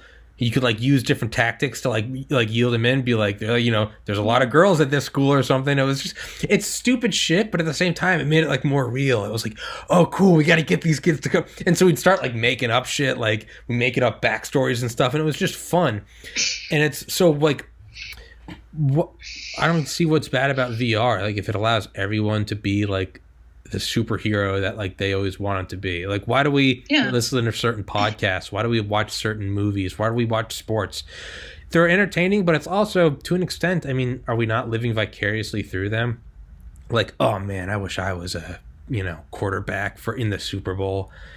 Sure, you love football and that's why you're watching it, but is there not part of you consciously or subconsciously that's like putting yourself in that uniform, and it's like you're the one hoisting up the trophy, like, or storming D-Day? Is that not you going like, our generation doesn't have any back? Is that not you, the pilot flying the aircraft? Yes. It's like, why do we play these? Why do we things like storming Omaha Beach? Like, people died, and the people that survived shut that out of their memory forever. Like, why are we going back and replaying it? Sure, you could say, well, it's explosives and guns, but is there not also a part of like, you get to be the greatest generation? You get to go fight the literal world-ending Nazi empire. Like, you get to go and like give your life. Granted, it's a video game, but it's like you get that sort of like purpose. Like, you get to. You ever been playing video games with your friend and like you sacrifice yourself? Like, I'm gonna provide covering fire. Like, go. You run out and you get gunned, and you're out doing something. Like, you're out doing something, and then your friend just kind of goes up in front and just starts blasting away while you're laying down, and he's like, run, and you're like, no, like, and it's kind of real too. Like, what if they don't get to respawn? Like, they don't get to play for the rest of the match. Yeah, CS:GO. Yeah, it's like, okay, you only get to spawn once, and that for the entire match, and then you just get to spectate, and then the next round you spawn back. Yeah, but that's a whole different round, a whole different scenario. Yeah, so it's like, but there is some like realistic, quote unquote realistic sacrifice. It's not just die, you're instantly back in. It's like you and your friend have been playing a match for like an hour, and you've leveled up, you've got this armor, this gun, and you're like, all right, dude, there's no way we're getting out of this, so I'm gonna go out there and distract him. You run. Like, you die and you lose that armor and that gun that just took you 40 minutes to get. Granted, it's not giving your life on D-Day, but still, it's like it's a little more real, because it's like you actually do lose that thing that you just spent 3/4 of an hour getting, and you're doing it for your friend too. It's like, I got your back. Like, you sort of simulate that like heroism. So tying it back to VR, like, I don't think it's bad at all. It's like, well, everyone's going to spend their time in VR. Like, who cares? We all get to be like the heroes we want to be. Like, why should anyone be robbed of that? Like, no, like, not everyone gets to do that in real life, and that's just reality. No, like, you can't go buy your own island no matter how badly you want it. Like, you can't start a multi-million-dollar company and build rockets. You can't just do that. Yeah, like, and some of us do. Elon Musk, Jeff Bezos, and like, hey, you know what? They got to do it. They're millionaires. They have billionaires. They've created legitimate businesses that have done a good job. Exactly. So it's like, no, in real life, no, not everyone's entitled to an island. Like, these guys work their asses off, like them or dislike them. They did it. But so it's because an island's not available to everyone. But in VR, where it's just electrons, like, why, if that's available to everyone, why shouldn't you shouldn't it shouldn't be, in reality it has to be bottlenecked. Not everyone can be a billionaire. But in a video game, when everyone can be, why not let everyone be one? Why not? It's you want to go be a pilot fucking in the Battle of Britain, or you want to go smash a house in a realistic physics simulator. Yeah, go do that, bro. Yeah, it's like, I don't think that's bad. I just personally don't view that as like a dystopian future. Some people are going to like, oh, we're just going to be plugged into our video games all day. Like, as opposed to, what, is it better to go to a job in reality that you fucking hate all day because it's real? Hey, is that more honorable to go slave away at Kmart and then come home and eat a fucking frozen dinner and, you're just like, oh, back to bed. Gotta live the dream tomorrow.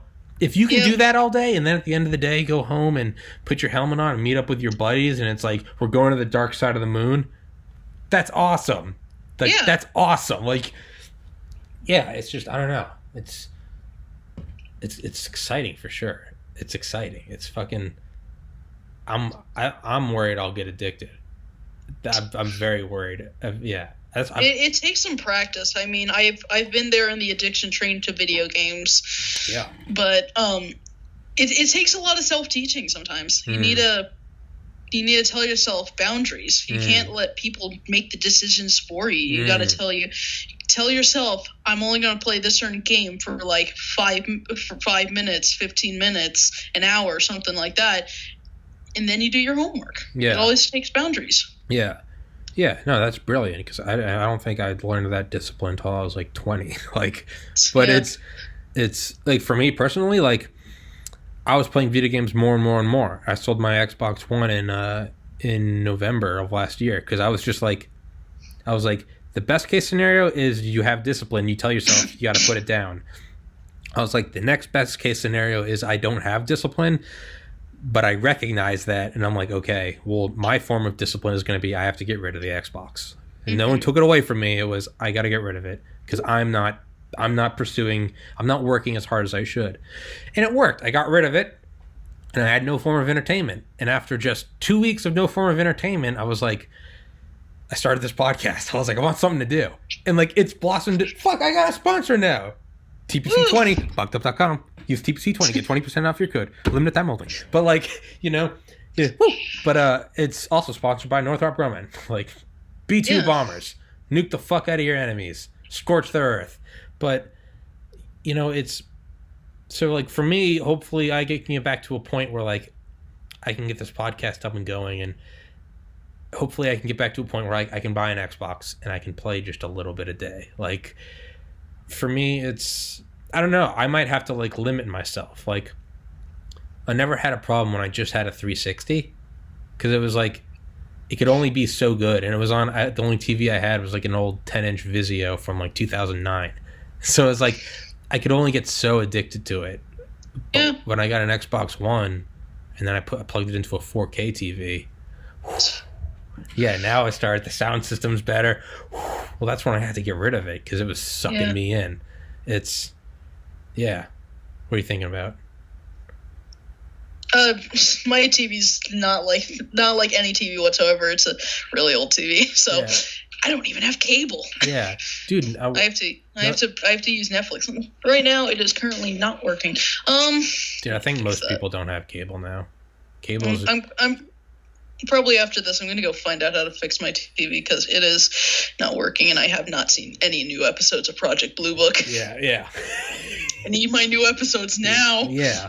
Well, I thought you can watch that on your computer, right? I do not have a History Channel downloaded on my computer. Oh, I thought you said I have it on the TV Plus. Oh, I thought you said it was on Netflix. Oh.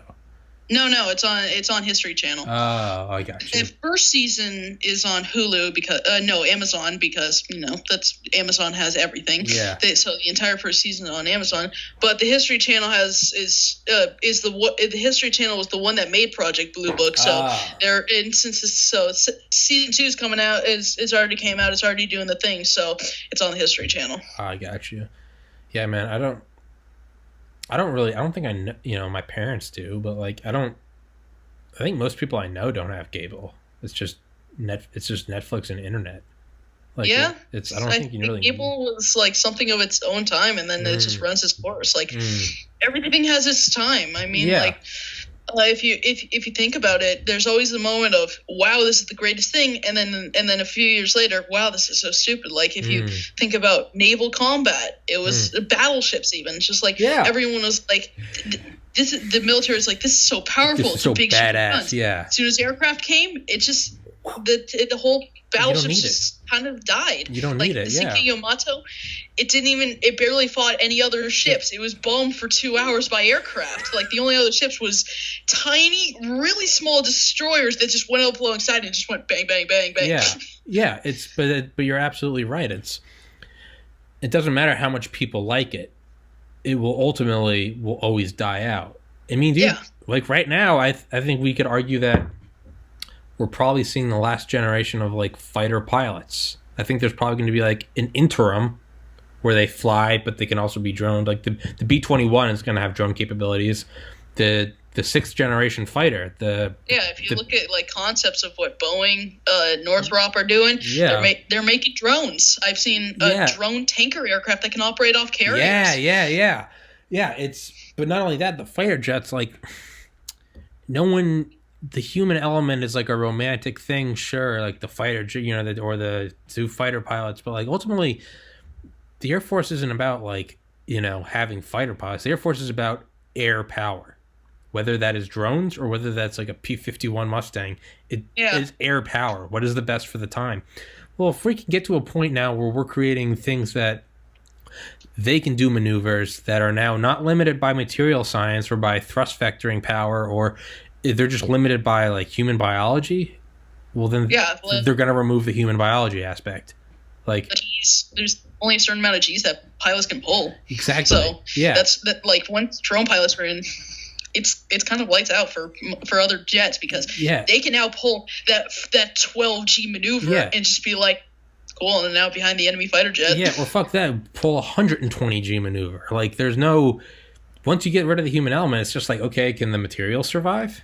Okay, well, then do it. Yeah, sure. Like, it's...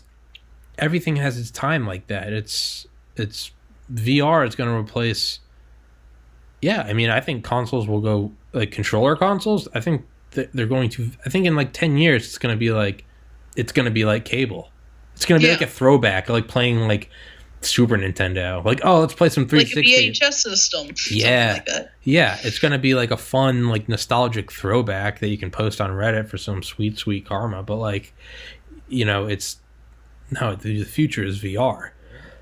Personally, I don't think I'll ever be able to own one, because I think I would literally have to like retire first because like.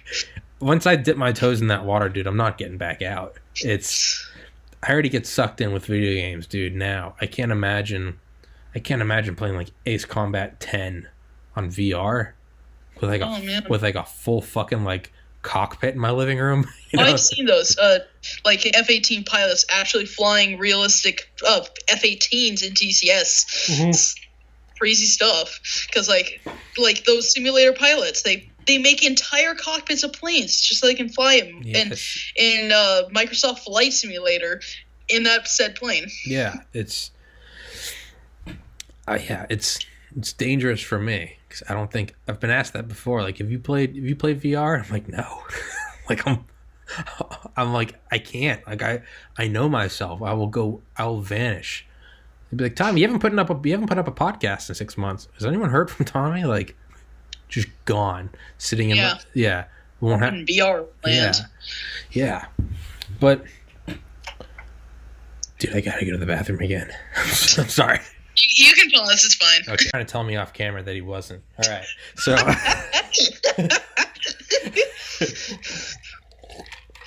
But sorry you had to see that, everyone. But yeah, it's yeah, man, it's gonna be weird. It makes you think, if VR is going to be used for like space exploration, why send humans when we can just throw drones on Pluto? Yeah. And they can be like, hey, who wants to download like Pluto Operator? Who wants to just walk around in this? There's what's it? The Bobiverse. Have you read those books? The what? The Bobiverse. The Bobiverse? The series of books. Okay, it's a really interesting books where this guy from our age dies, of course, but his conscience is transferred into like the way far future of like space exploration, like as a drone robot. And so it's like this guy as a little drone flying through space. It's like super realistic in every way. He starts cloning himself and putting himself on other planets. It's really interesting stuff, but it's practically just drone technology, because the guy's just a robot flying around with a human brain conscious. Yeah, it's like the theory that like the Greys are just drones. They're just like bio-robotic drones, and that's like operated by an alien race. Like they throw aliens down. I mean, the whole thing is fucking insane, so I don't really nothing is really off course, but yeah, man. I thought I heard people yelling outside. It's like, the fuck? I was like, Dean, they're here. They're here. The government's been listening to us in this camera. They've already learned all secrets. Shit. I've only got 5 seconds. Release the dead man switch. Oh god, Blackhawks are outside. We gotta run. It's like a rival subreddit. They're like, all right, assholes, shut it down. Yeah, I don't know, man. Do you think what was I gonna say? When do you think they're gonna declassify the Aurora? Because god damn it exists, and I will never stop believing. Yeah, the shock waves and the stuff on Google Maps. It's clearly there's even areas of black holes of money just being spent. Like there's definitely a project out there that's taking a lot of money from the U.S. government. So so of course the Aurora is the best decision because freaking Mach 6 spy plane, of course. Yeah. But the Aurora did like the SR-72, at the beginning it was in the A-12. Mm-hmm. That was complete secrecy. The CIA, they just had no one except for like a few people and the pilots know about. It's out in Area 51. Like probably some of the people at Area 51 didn't even know it existed. There was a top secret fastest airplane on the planet just sitting right there at the next hangar over. It was like only until like maybe when the SR-71 had its time to shine and started flying around for the Air Force, that it was really declassified as it would make contact with ATCs and such. People would notice it. There would be photos of the SR-71 by the official Air Force. So I think the Aurora would be declassified once it's put into service, like military actual service during wartime, because the SR-71 used during the Vietnam. It was flying missions over Vietnam for photo reconnaissance and mostly for Russia, but it was during the Vietnam War that the whole program was in quotations declassified as hey, there's a freaking Mach 3 airplane that's been flying around for us. We have a man. The Russians can't even catch up to it. Their fastest fighters at the MiG-25 can only sustain Mach 3 for like a minute, 5 minutes. This thing can stay Mach 3 for like maybe for most of its flight. So maybe if a large scale war ever comes up, and they'll probably say, "Yo, check out this Mach 6 airplane that you guys been calling the Aurora. It's pretty cool." But right now it will stay classified like everything, because even the F-117, again, declassified during wartime. No one knew about the F-117, and now everyone knows about it because it was used to do bombing raids. It really just takes a war to bring out the black projects. Yeah. Even Manhattan Project. Yeah. Knew about until Hiroshima and Nagasaki were obliterated. It was no one knew about it. It was literally just it was only the people that were working on it and the Russian spies. Yeah. Well, not even on the plane it was just Paul Tibbets and the bombardier. No one else on the plane even knew what it was. It was just it was heavily guarded by military police when they were boarding on the plane. Like no one could get near the bombing the B-29s used for the mission, and no one knew what this is because this giant egg is being loaded to a plane. They're removing the bomb bay doors and putting a giant egg in there. What is this? Yeah, and like logically, if you just followed like linear, it would be like it wasn't bigger than like the Grand Slam bomb. Like it's probably even smaller in some scenarios. Yeah, so it wasn't even like, oh, this thing must be bigger. It was just like, oh, maybe this is whatever. And then it was just like, there was this. It's like, there was a second sunrise today. Like, it was like, okay, how Hiroshima was just. So our city's gone. Just completely. It's like, oh, it was bombed. It's like, no, it's gone. It's not there. It is not there. It was there. It's not there anymore. My hand's open, now my hand's closed. See how my fingers just aren't there anymore? Hiroshima. Yeah, exactly. So I think the Aurora spy plane will be declassified once like a full breaks out. Yeah. And the reconnaissance plane is shown to say, plane, it's cool, it's a black project. We're actually telling you about it, and it's used during wartime. Enemies beware, we have speed. It's a deterrence. Declassifying can be a deterrence. It can be, this is what we have. It's it's like Dr. Strangelove. Like, they build the doomsday device and don't tell anyone. He's like, why would you not tell anyone? That is the whole purpose.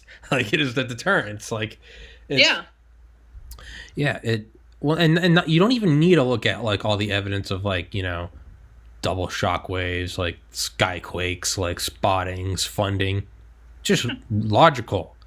They retired the SR-71 with no replacement. Reconnaissance at some point. Yeah, no replacement. Oh, really? We just retired it? This silver bullet of a weapon that could just nothing could stop it. We could get images real time, not satellite images. And the black holes of money just going into funding. It seems clear that there's going to be something that's going to pop up. I think it's been there. Like Lockheed Martin announced the SR-72 in November 2013. Announced. Yeah. To me, that they said they announced development. I remember they said it will be ready in 20 to 30 years. And I remember my brother, who did like Air Force research, told me, he said that's lingo for it's been operational for 20 or 30 years. Like he said that's what it means. We'll be ready in 20 years. That means it's been flying for 20 years. But we have the SR-71. We know how unstoppable this thing was, and everyone can catch it, no missile can shoot it down. Exactly. The only problem is you could still track it. It just couldn't be shot down. Yeah, and like, but the thing is like, so the arguments of is, well, we have spy satellites now. That's why there's no need for a recon plane. Well, no, you can track spy satellites too. When the Russian and they can be shot down still. Like, think about that F-15 mission where they shot down a satellite. Yeah. They had an F-15 fire a missile, hit an old American satellite. They can still be shot down. They're not going as fast. But or not even like the SR-71 and such, they just flew past it. Yeah, and it can maneuver. And X-37 can maneuver. A satellite, for the most part, aside from changing angle, they're not. Yeah, it only has it probably has like a couple of RCS thrusters on it. Yeah. That only moves like really slow. It's kind of like dumping fuel for engine thrusts. Yeah. It's just going to move the thing a little bit. But a missile, it has an entire rocket engine. It can make those calculations in like a second, re-angle, and then hit. Yeah, so I just don't I never got fully behind the argument of like, we have spy satellites that are a million times better than the SR-71. We don't need it, and they're in space. Well, they also, despite the technology, there will always be atmospheric distortions. And not only that, you don't even need to track them. You just got to track them once, and then it's just a math problem. This is where they will. Yeah. You'll be able to tell where they'll be in 2,117 days from now. It's an unchanging math problem. And so exactly which cities it's going to pass over. Exactly. Not only that, we used to shoot fucking lasers up at the ones going over Area 51. Not only did we know when they were coming and we'd pull the planes into the hangars, we used to shoot fucking lasers just because it would just blind them. So you can do that. You can't do that with a plane. It's much harder. Yeah. Like you said, it doesn't even matter if you can track it. If you can't hit it, then it doesn't matter. So yeah. If the target can't be hit, then it's practically just out of our reach. It's impossible to do anything against. Exactly. So I don't take that as a valid explanation for why there was no public successor to the SR-71. We have spies that really the SR-71, which you could have it up, you could have it mission ready, you could have it up and going from air bases all over the world. The funniest thing is, the U-2 is still in service, actually. Yes, exactly.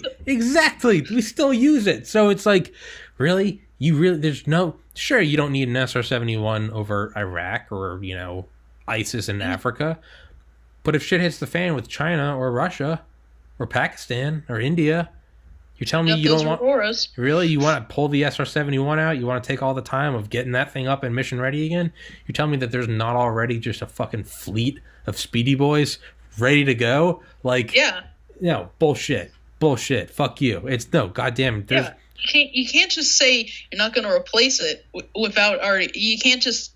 It's a spy plane that can go faster than anything that we've ever seen, cannot be hit, and is probably like the best feat of technology, and you say you can't have a replacement?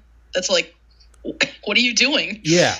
What are you doing then? Are you just putting all your faith into NASA for doing your job? Yeah, no, it's satellites are only, you know, and not only that, let's say there's like time sensitive intel, like, oh, there's a development in wherever, Bangladesh. We need images now. Well, hey, our nearest satellite isn't going to be there until 3 more rotations. Yeah. Oh, we're fucked. Satellites are slow. Yeah, it was like, oh, we're fucked. No, you're gonna want something that can just get the fuck in there below cloud level from an angle that no one else knew. It's not a satellite where they can predict it coming, you know. And they probably don't, and again, they don't even know it exists. Exactly. Like the enemies, they're probably maybe one Russian spy that probably knows about some sort of secret plane, because Russian spies are everywhere. I don't know how they do it. Yeah, they're sneaky. Yeah. They could be one right now if you don't know. They could be now. Yeah, it's. Yeah. But if they don't know, if they don't even know about the spy plane, they don't even see it coming. Satellites. Everyone knows about that.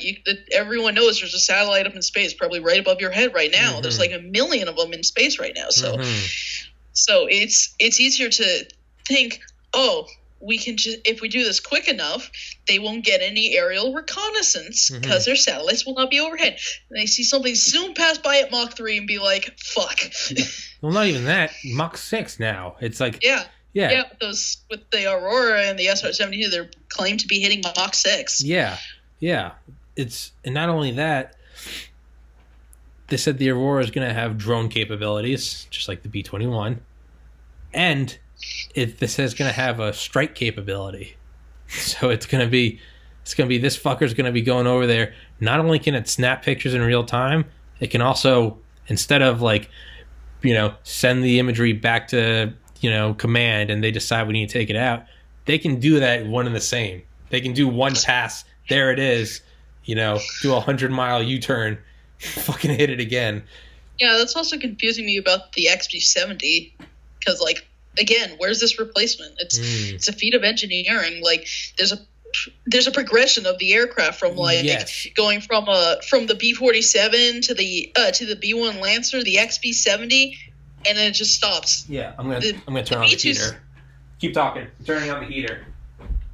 The B-2 is something of its else because it's a stealth plane. Okay, it's probably a plane that was it in the first place is the F-117, because that was technically more of a bomber. It's actually more of a bomber / attack aircraft, but they made a different label for a diversion. They literally called it a fighter, so people think it's a fight. So the enemy military thinks, oh, it's a fighter, but really it's just a bomber.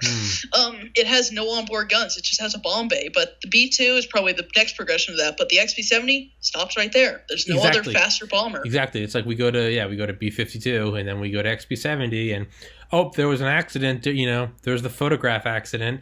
Yeah, the F-104 crashing and such. Yeah, and it's like, so what? We just don't go past that? Because you're telling me General LeMay just said, oh yeah, you're right, it crashed. It's like they're gonna crash in combat. The stuff people will die. So we're just gonna stop? No, we didn't stop that with Apollo 1. We didn't stop that with the X-15. Like, we kept going. It's not what the fuck. Yes, the A-12 as well. It had a crash, like the A-12 during its initial testing. It had a crash where it crashed out in the desert. The plane was completely obliterated. Mostly what's left was the cockpit, which the pilot had after ejecting. Yeah. But the A-12 still went on to do missions over Vietnam and transformed into the SR-71 and the YF-12. Yeah. So, but you're right. You're right. It's just like that's another one I have a hard time believing. Is like the XB-70, up training accident. So we just cut it because of that? Really? Yeah. This thing that can fly at higher than the same height and speed as the SR-71. It's just a really big SR-71 that can carry a nuclear payload. Yeah, it can carry and it's bigger than the B-52. It's bigger than the B-52, and it can fly like the SR-71. And there was a training accident, and you're just saying, oh, stop, we're not going to do it anymore. You're telling me General LeMay was just like, yeah, we shouldn't do that. Goddamn bombs away LeMay. Like, that guy, it's... They definitely have, they definitely have some other very fast bomber that's got to drop a nuclear payload in 5 seconds. Yeah. Somewhere. I don't know. It could be just a modified Aurora. It could just be some sort of modified spy plane. But they got to have one. Yes. And it's not just the same as... It's the same thing as well, why do you need that when you have an ICBM? It's the same argument of satellites. Like, once they go up, like, you know where they're going. And the whole Star Wars initiative, where they just put lasers in space and such, and to take out ICBMs. We've clearly shown ways that we can just take out ICBMs before they reach their target. So that's still why bombers are still kind of not shoved into the relic of the past, because they can still drop a nuclear payload in like seconds. Yeah. With fast ones like the XB-70 and such. Yeah, and I mean, and we know it's been this way since like the 70s, that there are satellite networks on both sides that their sole purpose is to detect the launch plume of a missile. If you can get some fucking super stealthy bomber, that's how you outdo that. And you don't know the trajectory. It can be making a beeline towards Moscow, and then fucking, and then just take a 90-degree turn, and bam, it's all the way over down in Africa. Exactly. And then it takes another turn, and it's back in the Americas. Yeah, exactly. So it's just like SR-71 being replaced by satellites. I just don't fully buy that there's no SR-72 and that there's no XB-70, and not just a modified Aurora, but like a full-on, like, in the two separate planes, a bomber and recon. Like, that also brings up the thing about the whole TR-3B, the black triangle and such. That could be the next bomber. It is diamond shaped. It's really fast. There's a black hole of technology, and then there's just sightings, and we haven't. And there's no major war going on to declassify this stuff. So, so what's happening? What are these black projects that they have that they're saying that don't exist? So brings up a whole load of questions. And it's just the gap in technology evolution. It's like we evolved, our technology evolved so wildly between like 1940 and like 1965, 1970. You go back into the 19th century, they just made cars.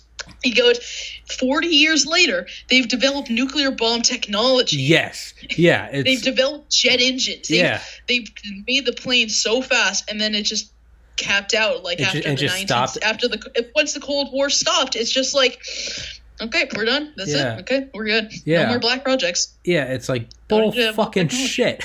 Like, bullshit. It's like, I mean, even just look at, it's like that meme, the one that you brought up earlier, like TV 1963, TV 2020, car, and it's just like literally dashboard of a car, dashboard of a Tesla. Like, it's SR-71 in 1960. What's in 20? And then it's just like we retired that in 1990. Like, that's okay. So that's just gone. No, fuck you. Like, it's the computers didn't stop with big shitty Dells. Like, I have a MacBook now that can run circles around. My current my 2019 MacBook could demolish an entire goddamn conference room full of 1995 Dells. It could take on 100 of them at once. Like what we were talking about earlier, how mobile phone technology, like the older iPhones made at the start of 2000s, it could barely run Angry Birds. My phone nowadays, it has like so much space. I can probably have like I can have like a bunch of photos on it, and it'd be like, this is fine. This is all fine for me. Yeah, I went from an iPhone 4 to an iPhone 8 this past Christmas. This thing is, I've got 95 full titles on Audible. I've got like 600 documentaries downloaded on YouTube. I've got 33,000 photos. 33,000 photos. And it's still, I've used like 10% of its memory. This thing doesn't even get hot when I use it. Like, and not only that, we'll be looking back at this podcast in 5 years and be like, look at that asshole, 33,000 photos. I've got 33 billion, something like that. And to think that it's not going to be the same thing and in 5 years, we're still going to be going, oh yeah, no, the F-22 is the end all be all. No, it's not. I get worked up. Yeah. I get very angry. What do you think is going to be the replacement for the F-22? They're saying the F-35, but I think the F-35 Pro is kind of No. is a bunch of bullshit because the aircraft's like useless. Yeah, and it's already outdated. It's just like it's okay. Yeah, it's a Virtual aircraft. Yeah, it's stealth. Yeah, it looks cool. But but the F-22 seems to be the better version of that program, and the Air Force has already made designs of a naval F-22, the YF-24 Tomcat 2. It's just an F-22 with swing wings. Wait, it's just really? an F-22 with swing wings that can operate off a carrier. That's it. Wait, really? Here, let me. I don't know if it's real or not, but I definitely have photos of a F-22 that can operate off a carrier. I don't know where that photo is. Raptor. Oh, okay. With swing wings and everything. You can see right here the F-22. Mm-hmm. It's just an F-22, and then it has swing wings. So it is an official Air Force drawing. That would be a better replacement for the F-35 because the F-22 is better than the F-35 in every way. And if we have a navalized version, it can operate off carriers, which makes it better for strike teams into other countries. Mm-hmm. So that's why I feel like the F-35 program, bunchable. Yeah. That is definitely not a replacement for the F-22. The F-22 is currently probably is the stand-in for the best replacement being the Gen 5 fighter jets, but there's always the Gen 6 concepts like the FAXX. You seen that? I think that's posted on our history once. FAXX, the PCA, the X-44, all those. They're Gen 6 fighter jets that will probably be the next in line, but we don't know because the Air Force is busy building Gen 5 fighter jets like the F-22 and the F-35 and such. Yeah. Why? This is a stupid question. Why would the F-22 need swept wings? Would it be for storage? Yeah, I'm guessing that would be the major thing of swept wings because it doesn't need it for speed. It already super cruises. I don't know. I think my best guess is for carrier availability because the main difference between a naval fighter and a ground fighter is one, they have a tow cable so they can catch onto runway decks, and two, their wings fold so there's more space on a carrier because they're so small. Yeah. Routes are really small, even though they're huge. They're nothing compared to an actual airfield. Yeah. Yeah. So that's probably why the F-22 naval has a swept wing because it's easier to go on the carriers. Yeah. I don't think they're going to add folding wings like an F-18. Yeah. I think they get rid of the stealth part of the kind of having that hinge there. Now, what about? Have you ever thought about the idea that the F-35 is actually just a smokescreen to funnel funding into something else? Highly likely, considering $1 trillion. Aurora, $1 trillion. TR-3 all that bull, and the B-21. That F-35 is probably just. I think it's a smokescreen. I think it's a smokescreen. Plus, you know what's really weird? They're selling the F-35 to other countries, but not the F-22. The F-22 stays only U.S., but the F-35's with the JDSF, the Belgian Air Force. That's how you know it's not really. That's how you know it's not the bee's knees. It's giving to African countries, or the Middle East countries, like countries that do not have the money for this kind of stuff. They're still buying a couple of those F-35s. Yeah. So the F-22. It's just a U.S. fighter. No one else gets it because it's truly the best one. It's truly the better model out of the F-35 and such. We don't even sell F-117s to other people. No, exactly. We didn't even. None of the F-14s got sold until they were put out of the service with the military. And then they got sold to Iran and such, just smaller countries, because the F-14 was kind of an aging product, and we had all the nice fighters like the F-18.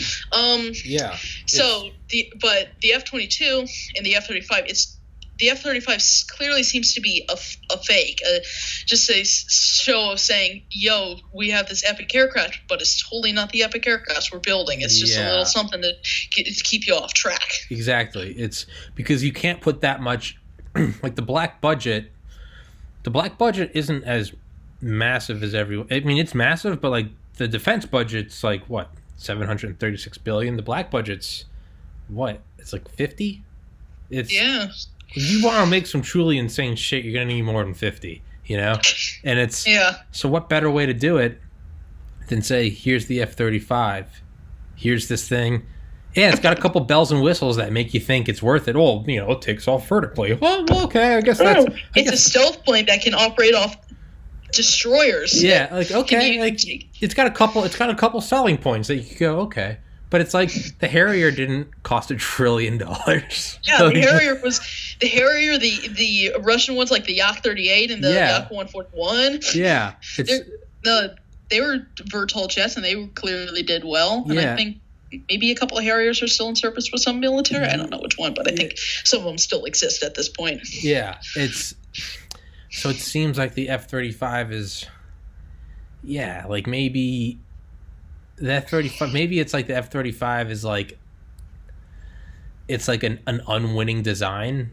Like the F-22 beat out the YF-23. Like maybe the F-35 was like a second place design for something, and they're like, fuck it, let's just make a fleet of them. Like, they're not bad, we can sell them to other countries, you know. But it's clearly, it's the mindset would be, let's take 6th generation fighter funding, produce a 4th generation fighter plane, and you take the rest and you produce a 7th, so there's definitely going to be something out there that can go really fast and is like probably the most best fighter to ever see combat. Yeah, it's just sitting in a hangar at Area 51 waiting to be used, or like Plant 42 or something like that, secret airfield. Yeah, it's because, but even like there's even, but like the B-21, like we know it's going to be the best thing ever, but it has like its distinct funding. It's like the F-35 would be, that smokescreen would be for something that like you can't even say is classified.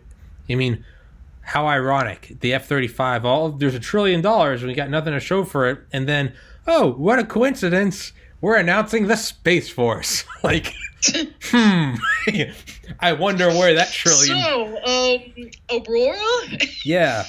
Oh, we're just gonna what? We're just gonna wheel out these like troop transports, these hypersonic, like single stage to orbit, like, oh yeah, no, we had to build them for the Space Force. Of course we have them. It's just like, wait, what? Where'd this come from? That has like CIA like disinfo written all over it. Like, it's just saying this is not real. Don't think about this. No. Yeah, like, yeah, it makes sense. It makes sense. Like,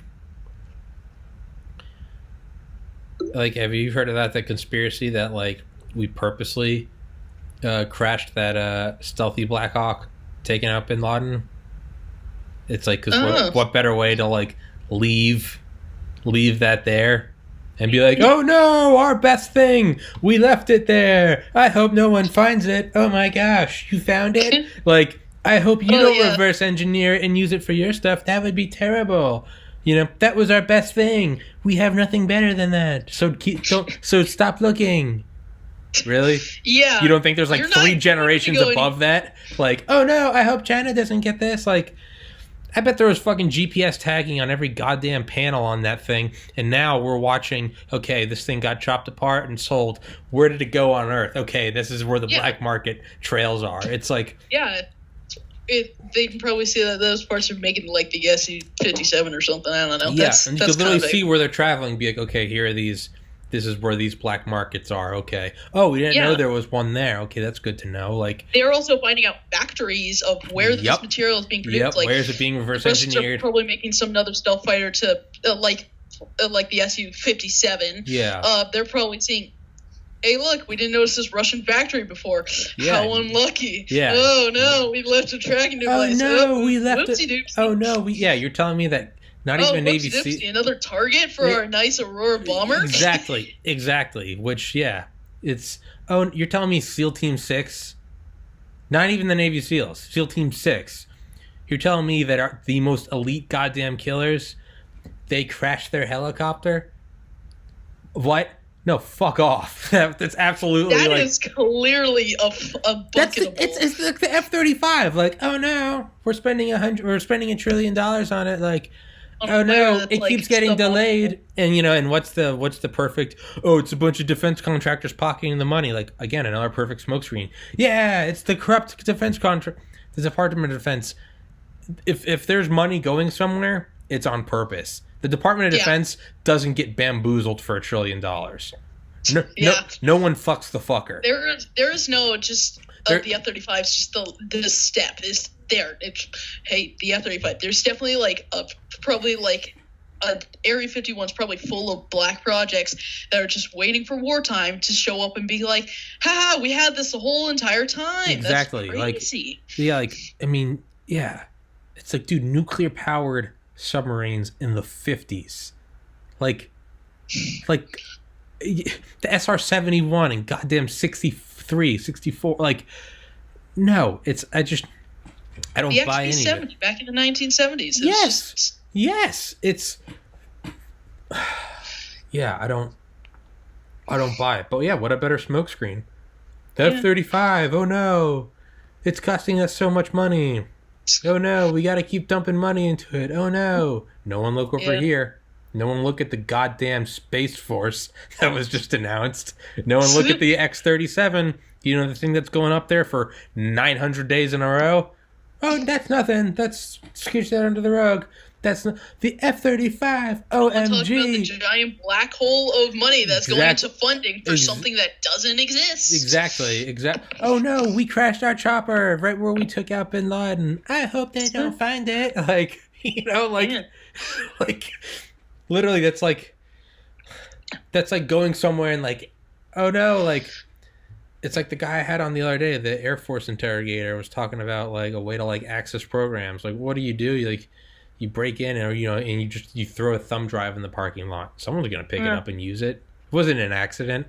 Oh no, I hope they don't find my thumb drive. Like, oh no, I hope they don't find my stealth hawk.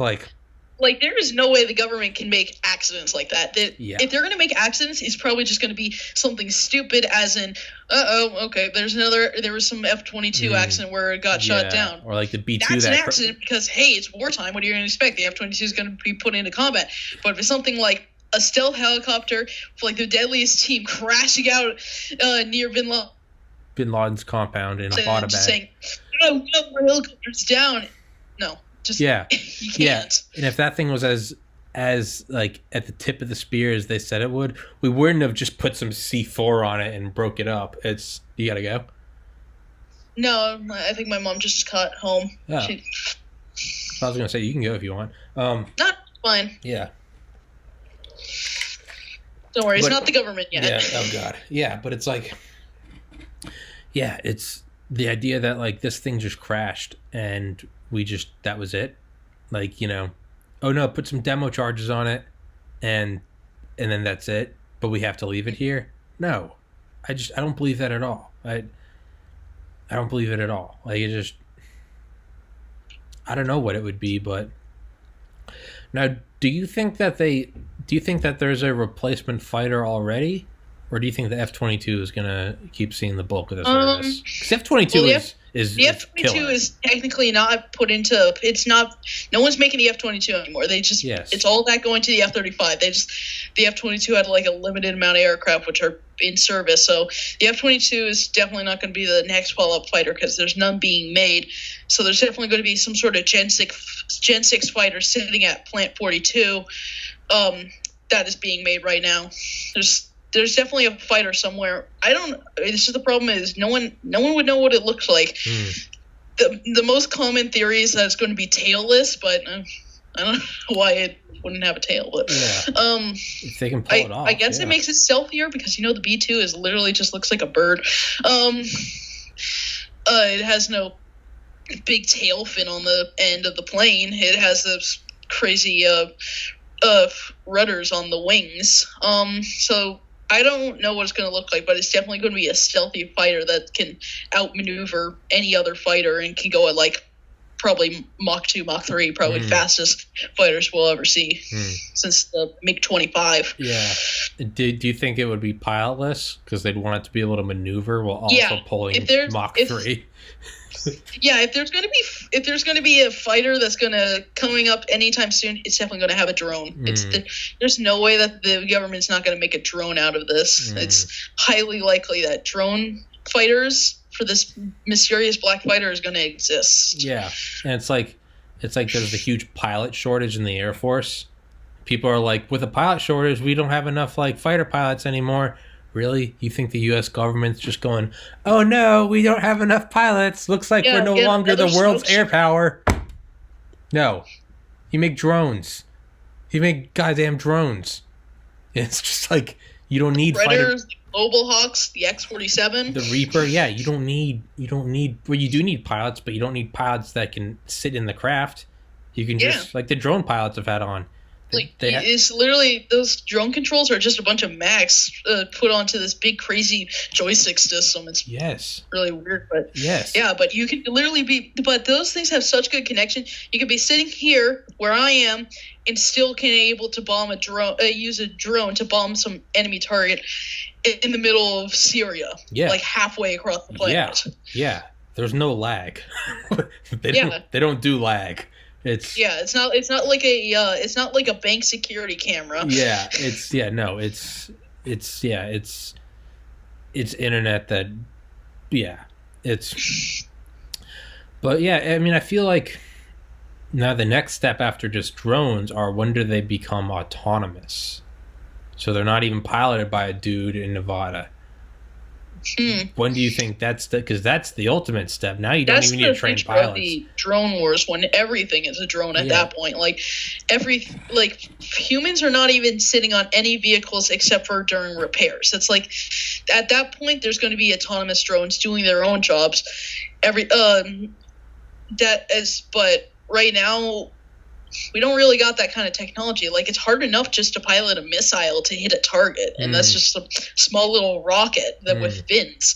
So piloting an entire working aerial vehicle is going to be a lot harder for a drone to calculate itself and do missions over. So it'll be in the future when drones are everything. When everything is automated. And does its own. But the real power in that is that if it's just, you don't need a pilot anymore, if it's just a software protocol, because now you can have an army of 3,000 fighter jets, and not only that, you can just put them all away when you're not using them. You don't got to keep 3,000 pilots on payroll. You don't got to keep them on base, rotating in and out, moving them around, keeping them trained up to date. You can just have one pilot, and he's the one designing everything. Because, and let's say you have 3,000, but now wartime's coming up and you quickly double it to 6,000.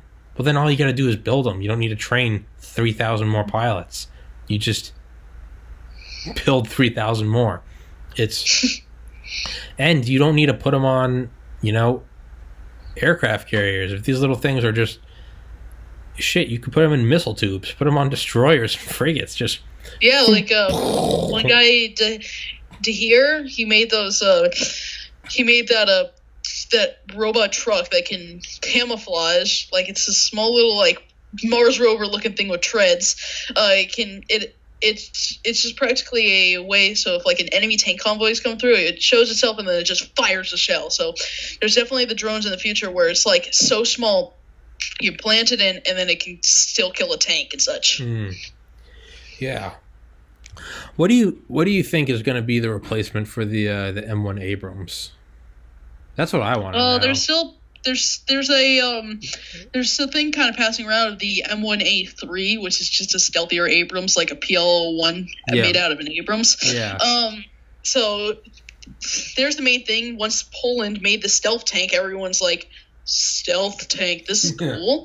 It's all stealth nowadays. It's all going back to stealth because spooky. But how stealthy can a tank really be? I mean, Yeah. I know you can make them stealthy, but like, what's the real value in it? Because they're not going at Mach 3; they're coming over the hill. I think it's kind of like because you know how tanks can have camouflage on it. Mm-hmm. Like if you some tanks, like if you look back at World War II, they had bushes on their stuff, they painted and such. You can do that to tanks nowadays. You can still do that. Like the M1 Abrams, it's painted yellow for the desert. There's certain versions of it that are painted green, that are painted green and brown for forest missions and such. But like a stealth Abrams still can be stealthy. It just needs to have that kind of slopes to it, and then it can have camo and such. Because tanks nowadays, they have kind of like have different visions, like seeing night vision, thermal, and all that. It's easier for targeting enemy tanks when they're camouflaged like that. But if you have a stealth tank, that stuff reflects right off. It looks like just a really thick bush, and then suddenly you get shot by that really thick bush. Yeah, yeah, surprise, motherfucker! Like Yeah, you're thinking that's a really big bush. Then suddenly that big bush fires an AP round, and there goes your ammo rack. Yeah, there goes everyone you know. So I think the next evolution to the Abrams is definitely going to be stealth tanks, like the the supposed M1A3, or other knockoffs of the PL01 stealth tank, some other stuff like that. Like even this concept of the Jagged Abrams, which is just an Abrams as a tank destroyer. It's stealthy. That concept is stealthy, but it was made by someone that's not, I hope is not affiliated with the military in any way. It's just a little fun drawing.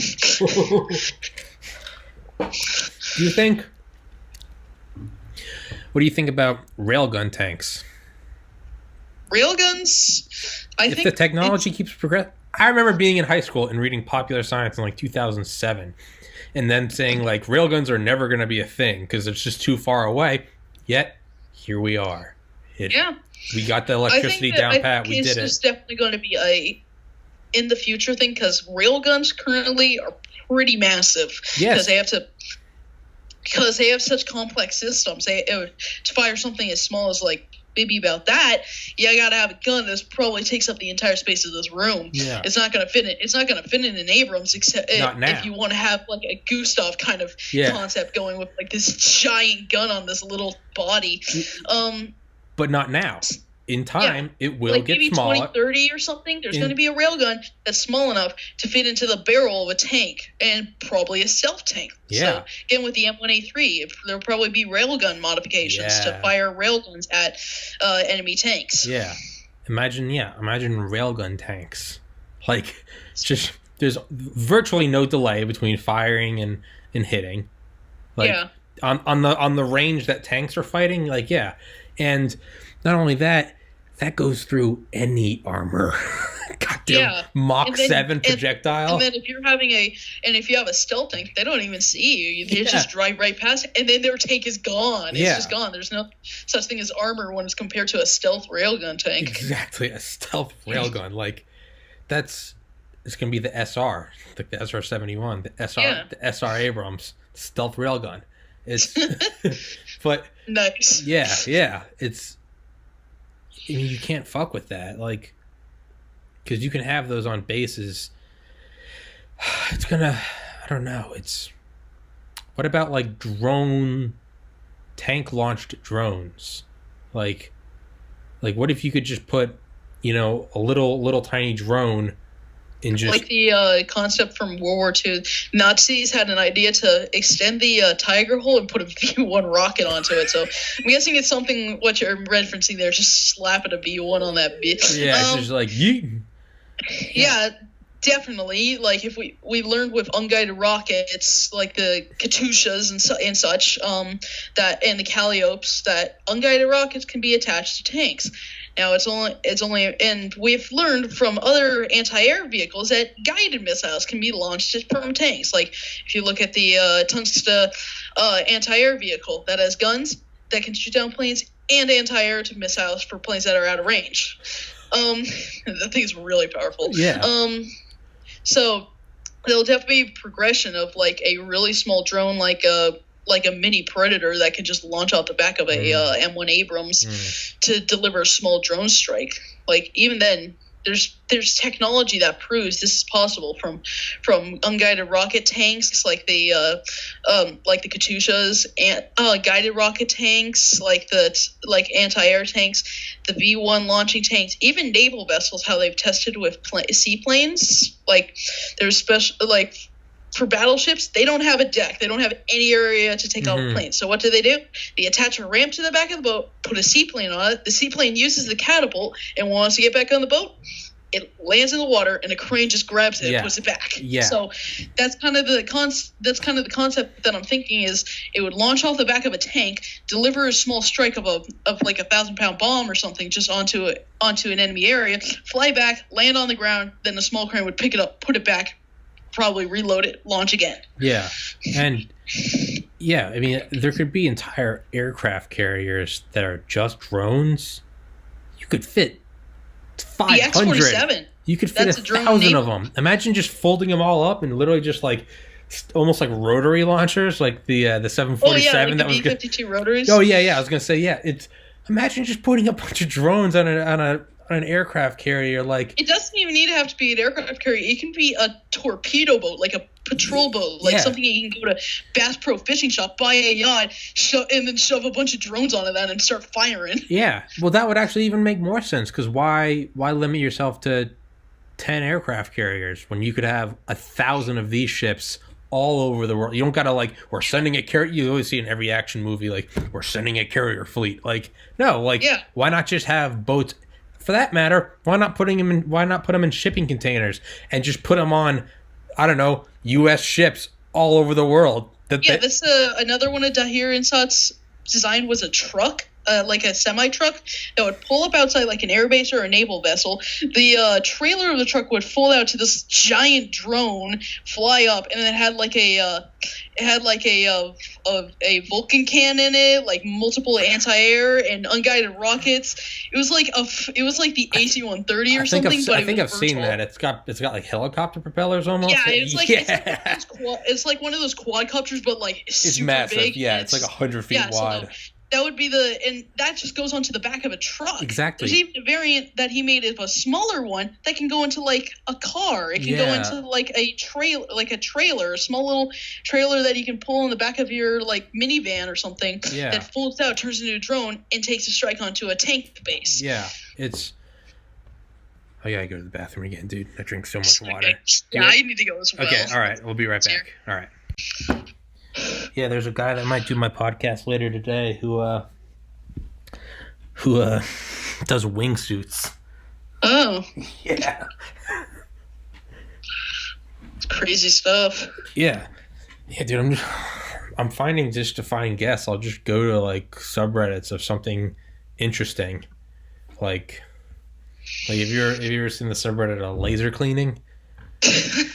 No, I've not seen that. It's where they use lasers to remove like rust. Oh, it's insane. I have a machine over there that I think uses lasers to remove like bacteria off your phone. It's really interesting. That's badass. Yeah. But this stuff looks like some like goddamn Halo shit. It's they'll literally, dude, they'll go in and they'll take like an old hubcap from like a 1950s like Lincoln, and it'll be like, orange with rust, and they'll just. This line will just go over it, and it's just perfect chrome under it. Yeah. So I went on there. Wow. And I was like, this is a cool subreddit. So I just made a post. I was like, anyone want to do my podcast? Just talk about bullshit. I already had some guy that's like, yeah, man, I'll do it. So that's how I'm finding the way to go, is because it's like people I have on, I don't go like in depth because I don't have knowledge of it. So I literally can just pitch it as like, hey, dude, these are like underhand questions. Like, I'm not working for Laser Cleaning Quarterly. I don't have an education in this. I'm like, do they use batteries? Like, what kind of lasers are these? Like, do we have fusion energy connected to them or something? Yeah, exactly. That's how I sell the podcast to people. I'm like, it's no preparation, man. We're just so the guy I had on that drove that armored truck. Mm-hmm. I found another guy on some other much bigger podcast. It's like has like 1 million subscribers, but it's this dude that was a guest, and he's famous because he like successfully robbed an armored truck and went to prison, got out of prison, now he's fine, has a wife and kids, and he goes on like speaking circuits, and he try to like help people who are going down like a bad road of like drugs and crime. Really heartwarming story. But it's this dude who talks about planning and robbing this truck, and I sent it to the bank truck driver. I was like, yo, dude, look at this. And he's like, oh yeah, I remember learning about him when we were being trained. Like, and I was like, and he was like, dude, what if you had us both on for a single? I was like, oh shit. So we both emailed this guy because he has like a company, like a speaking company. I want to try to have on this bank truck driver with a bank truck robber. Yeah, that'll be. Help them compete over what's better. Yeah, that'll be. I think that would be an interesting podcast. But yeah, man. Do you think that there will? I don't see taking it in a completely different direction. So they're obviously not producing the A380 anymore. Yeah. Because it wasn't the. They're making more money with smaller planes with better. Yeah, the A350, all those twin engine long range. Mm-hmm. The Neo, the Dreamliner, yeah. All that's coming out. The big 4 engines are being replaced and such. Yeah, but god damn it, if there's just not something so alluring about an A380 or 747, just this monster. It's just because it's so big. It just doesn't look right. It almost looks a feeling of small. Yeah. It's like it's 2 decks. There's like this thing's like a hotel. It looks like a hotel that has 4 engines. It's like bigger than any aircraft you've ever seen. It has 4 giant engines. It's 747-8. It was the longest aircraft until the Strata launch because the Strata launch beats everything. But but if we're not putting the Strata launch into the biggest aircrafts, it was the longest from nose to tail aircraft. The 747-8. The 8. Sorry, got a brick of ice here. Oh god. Yeah. What the milk? Yeah. But there's something. I mean, I get it. It's not. It's clearly more economical to have a lot of smaller planes. Hey, I'm gonna turn on my laptop fan. Tell me if it's too loud because we have headphones on. No, sounds kind of fine. This is not annoying. When we start talking, I can't even hear it. So really, if it's bad, if it's dead silence, if we just stop talking, I just hear the straight whir. But when we start talking, I just don't hear it. So like right now. Yeah, I can hear it a tiny bit. But it's not like oppressive. No. Okay. Not anyway. And I'm guessing we're going to be talking a lot, so it won't. I don't think that will pop up until like a break. Yeah. No, it's just my laptop's starting to get hot. But yeah, but there's something about the A380 and the 747 that it's just you almost have to like suspend logic. Like, yeah, I get it. Maybe they're not the most efficient, but goddamn, if there's not something just like alluring about them. It's so giant. It's the double deck. They're inspiring. It's a double deck that really gets everyone. It's like there's a goddamn staircase in this plane. Like, yeah, they're inspiring. They draw you in, even if like you're not into aviation. If you see like, I've never seen an A380 ever, but I mean, I imagine if I saw one like taxiing at the airport, is that not something that you just kind of stop and just be like, even if you knew nothing about planes, would you not be like, look at this? If you talk to someone that has nothing to do with aviation and call them to name a plane, they're going to say the 747. It is so iconic. Yes. And it's, I mean, I used to live in Atlanta. Like, I went to Hartsfield-Jackson. Like, up until I think a year ago, it was the busiest airport in the world. I mean, I didn't really start to get interested in planes probably like 2015. But even then, like before, like going to the airport, like even someone that's not into planes, like you can't help but like you see a couple Learjets, then you see a couple bigger ones, and then like you finally see some like just monsters in the distance, and it's like, what are those? Like you're drawn to them. Like I actually live not that far from LAX. It's probably like a 2-hour drive. So when I go there, they got A380s, they got 747s, they got everything. I have A380s? literally sat under a 747-8 fly right over me. They're loud, they're big, but it's something just majestic about seeing that size of the aircraft that just makes it something else. Seeing the size of the giant planes just makes you kind of feel small and compared to these giant things. Yeah, and it's let me turn on the fan. But yeah, it's like the Titanic or something. You don't even know anything about, planes, or not planes, boats, but like, if it's 1912 and you're in Belfast, Ireland, and you've, the coolest thing you've ever seen is a Model T, and then you see the Titanic, like, there's something. It's the biggest ship that's ever made, and it's sitting right there. Yeah. It's kind of like 747, 4-engine, 4-smokestack. It's just like, look at this thing. There's something that just draws you towards it because it's just like, it's majestic. It makes you interested in something. It's the size. It's mostly the size that kind of affects it. Well, that's exactly it. It's because it makes you interested in something that you never were interested in before.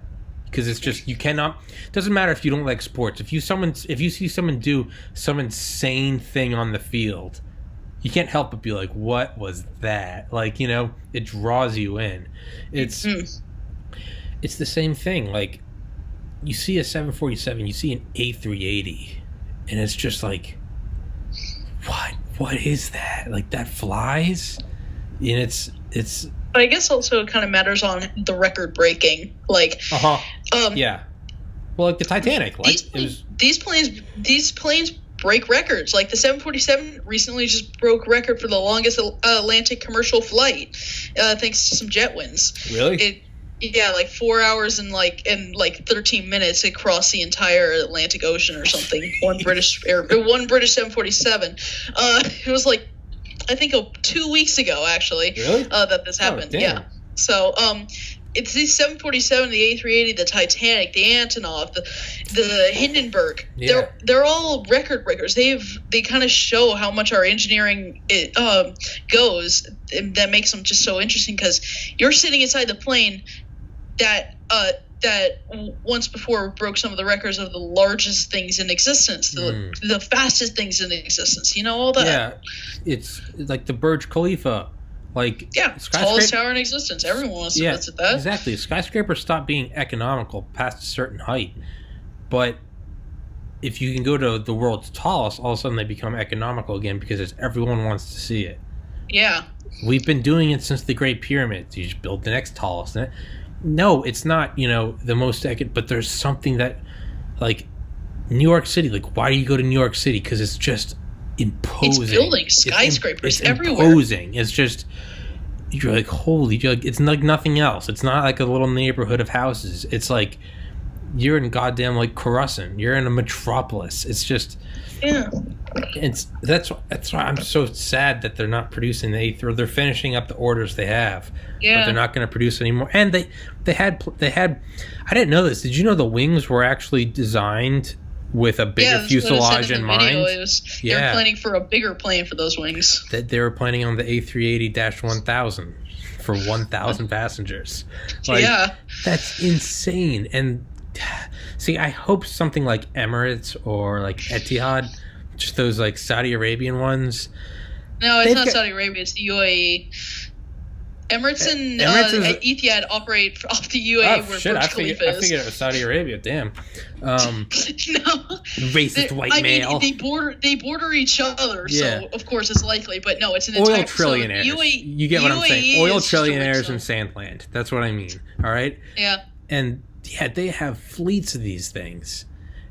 Part of me just wishes they've got so much money that it's like they're just like, fuck it, keep building them.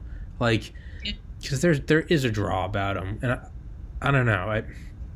Imagine if you made the A380-1000, or what if they contracted Airbus to make, to one up the Antonov, even if just for cargo, because that would return on its investment. The Antonov 225 does. It's always booked. It's always doing something. Yeah. Imagine just like a fleet of whatever A480s, like That would be like just like, but just seeing them at the airport, like a FedEx, like even if you just made them purely cargo, not commercial. Yeah, like your Tesla Freight X. Freight X, planes. Yeah. Like, you would still just be drawn, even at the airport. You would go to air shows just to see it. Like, and granted, yeah, it's not like an air show pays the bills. I get it, but there's part of me that's just like, I get the economics, but it's also just like, no, keep building them bigger. Like, don't stop. Like, you know, I would love to see like a 6-engine A380 successor. Just something, 3 decks. Just something crazy. Something, you know, I just don't want to see him go away. I want to see him get bigger and bigger and bigger. That's why what I just posted before I came on this podcast, the B-57, which is just an Airbus with that has a few less windows, and it has a completely painted for the Air Force, has some gunners, can drop bombs. That's kind of that's kind of my idea of the next logical solution of the A380, like cargo and military. Military, they're going to keep this giant bomber, like the B-52. If you think about it, it's made in like the 50s. It is still around today. It's going to go until the 2050s. Yeah, they're still planning for like engine redesigns that can make it go bigger, it can go faster and stuff. Like I get ads for it all the time, trust me. The A380, the DC-10 still in service with FedEx. Like cargo versions, bomber versions of military versions of the A380 could keep its lifespan till like a while until they finally get to retire, because it's literally so outdated. It's like using it's like using a katana when fighting a freaking M60. It's like, it's really outdated. You're just gonna lose. Yeah. So and like, but yeah, you don't even have to worry about outdated, because if the B-52 is still going, then like there's hope that like whatever you have can be stretched on forever. Like, but I'm not sure, like, what would a military A380 be used for? Because it's not longer than a Galaxy, is it? It's just got more volume. No, the Galaxy is about the size of an A380. It's still pretty big. It's the largest military aircraft, but it's still in the same size range as the A380. I think like earlier the E58, that model I found, as using as a mobile flying base, like a mothership, where it has radar and such. It can track like the movements of any aircraft in the area. That could work for a military A380, because now you have this giant plane, 2 decks, and it can probably spot an aircraft like from its radar can probably be right there in New York and probably track something that's taking off in Spain at that point. It's really big. It's huge. Giant aircraft. And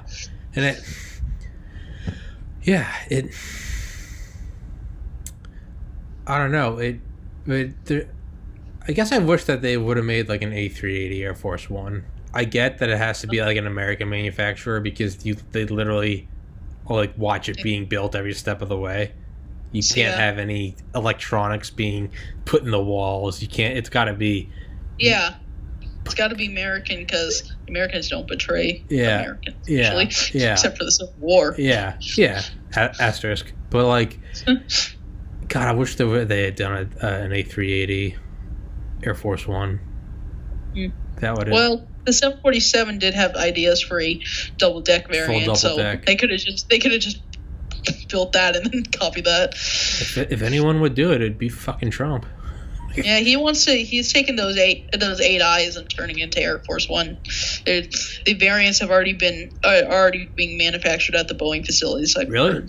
Yeah, I heard that that Boeing has already gotten on to making the next Air Force One. They're just making the white bland white paint. They haven't added any new liveries, but it's just a bunch of 747-8 eyes that are modified to act as Air Force One, that are just sitting around being made at the Boeing plants, waiting for Trump to be like, okay, time to build this thing. Time to get this thing in the skies. I swear to God, if Trump changes the livery, I will go protest in Washington.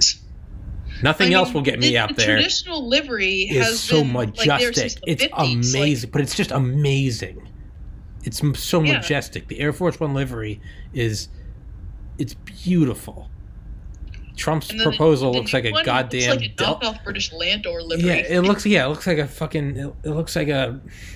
It looks like a Super Savers airline, like it looks like an airliner, not the plane that houses the president of the United States. Yeah, you gotta keep the livery.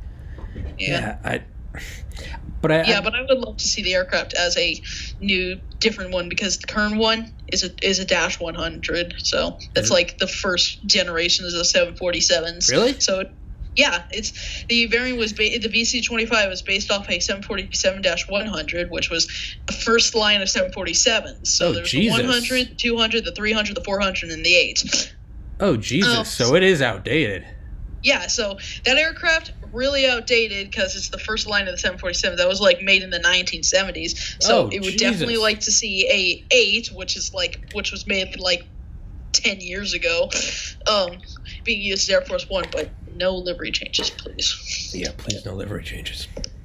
I didn't know it was based off that old of a 747. Damn, that thing's antique. Well, it's not an antique. It's serviced better than anything else in the world, but yeah, but yeah, it is really much of a relic.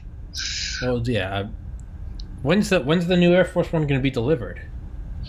Undetermined, really. It's really just how long Trump stays in office, which doesn't look like it's going to be much longer. Yeah, I hope he fucking brings it in. Maybe last second, like just before he leaves the office, his like last order is just, okay, the 747-8s are ready. I'm just going to put them out, and then but before he can put on the livery, he's. Yeah. I mean, I get why they have to be 747s and not A380s, because you want something that there are a million of. Yeah. So no matter what country you go to, there's a 747 somewhere lying around or on the tarmac that. Or a part of one, at least. Well, that's what I mean. You can go you're the goddamn military. It's basically having like repairs on every continent. Like you have them everywhere, and they can be flown anywhere. So let's say you don't have repairs, you can just tell whoever. Delta, United, be like, bring a 747 here. Like, we're going to cannibalize it.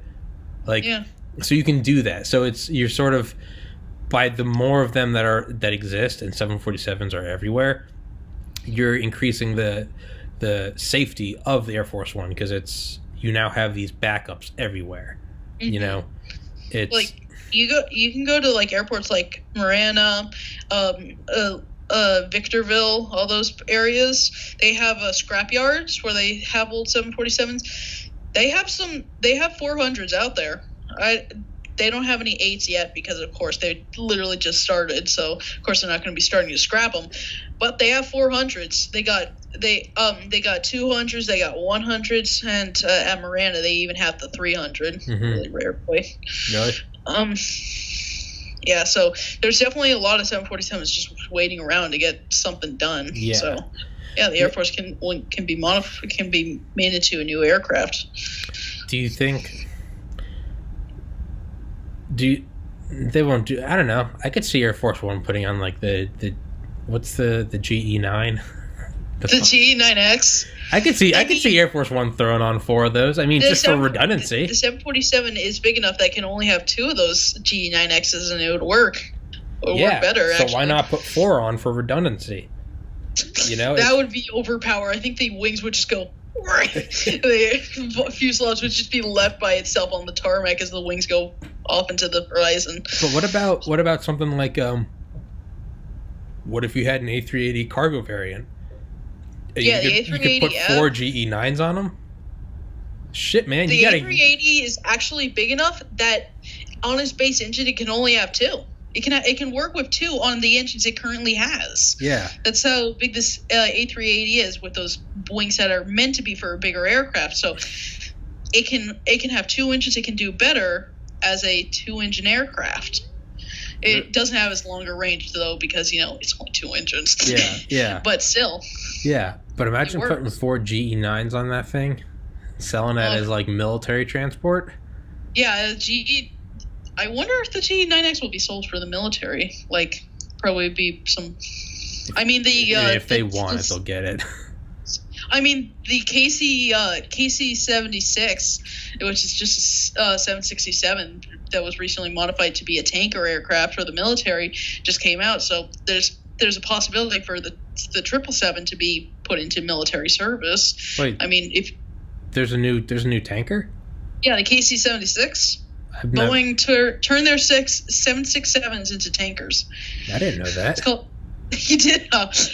Okay, it's been up for a while. Oh Jesus! I went to the Boeing plant like a few years back, and I saw one of those being tested out there. They had like 3 of those at the Boeing plant up in Washington, and then down here near where I live, in the desert area up north of Los Angeles, they're still testing those KC 76 or is it 46? I don't know. They're still testing those planes out there in the desert with testing missions and stuff. Oh, you can see them on the flight trackers. Oh Jesus! I didn't know that. Yes, I think they're starting to put them into service like this year or next year. Like the 2020s are going to be the year for the KC 76 to be put into service. Now, what is the benefit of putting them into service over the KC 135s? Well, first of all, the KC 135 is from the 50s, so I didn't know that. Okay, I didn't know that. You got to plane that it's super outdated because it's literally a 707. Oh Jesus! And actually, the 707 is actually younger than the KC 135 because the KC 135 came first. Then they modified the KC 135 for a airliner, as in the Dash 80. Then turned it into 707. So but the KC 135 is super outdated, so the 767 is meant to replace that with a more modern aircraft that can still do the range and capability of the KC 135, probably even a bit better in some scenarios. What is the range on the 135? Because I feel like you don't need them to go so much as you just need them up.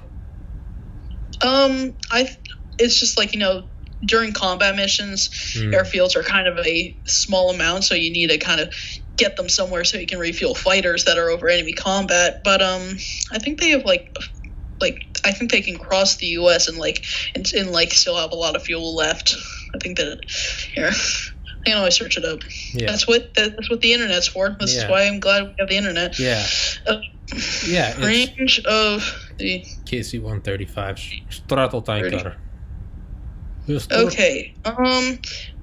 1,503 miles. Look right there. Okay. So it has some range. It can get somewhere really fast. Yeah. Yeah. Do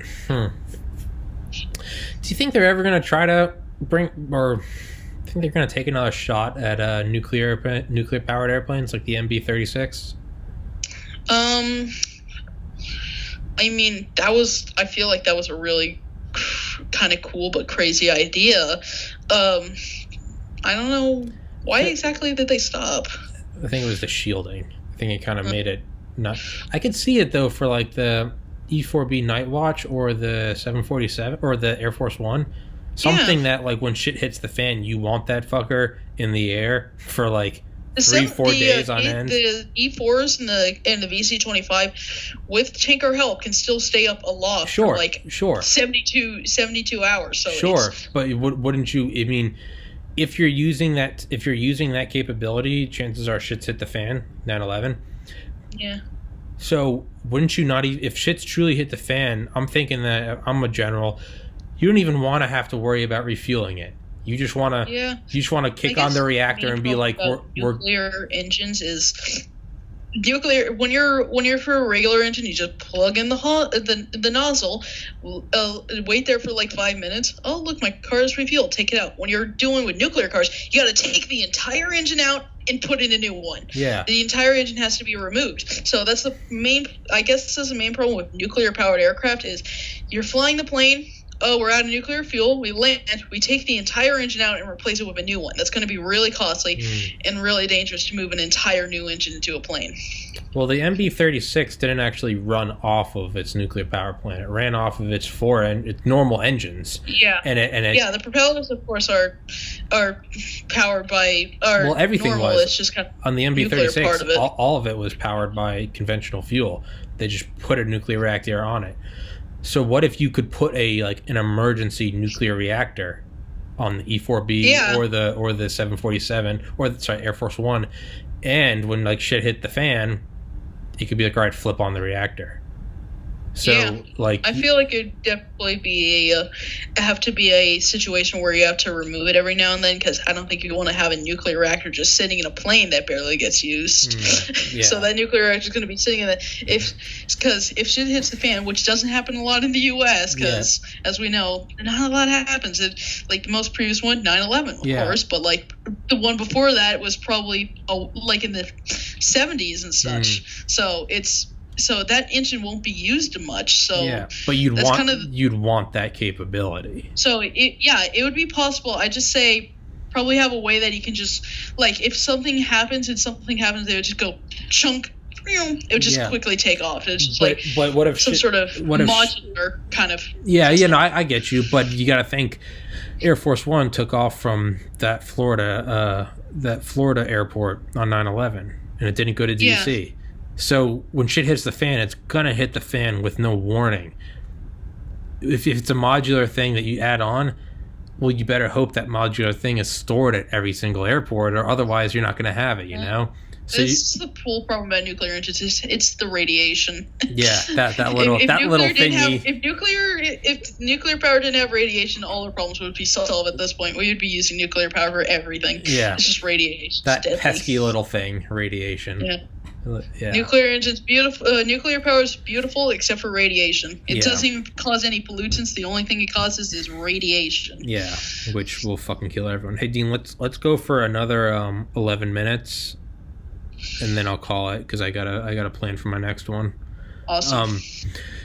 But yeah, I don't know. I mean, they clearly are the most effective thing to use, because we use them on submarines and goddamn aircraft carriers.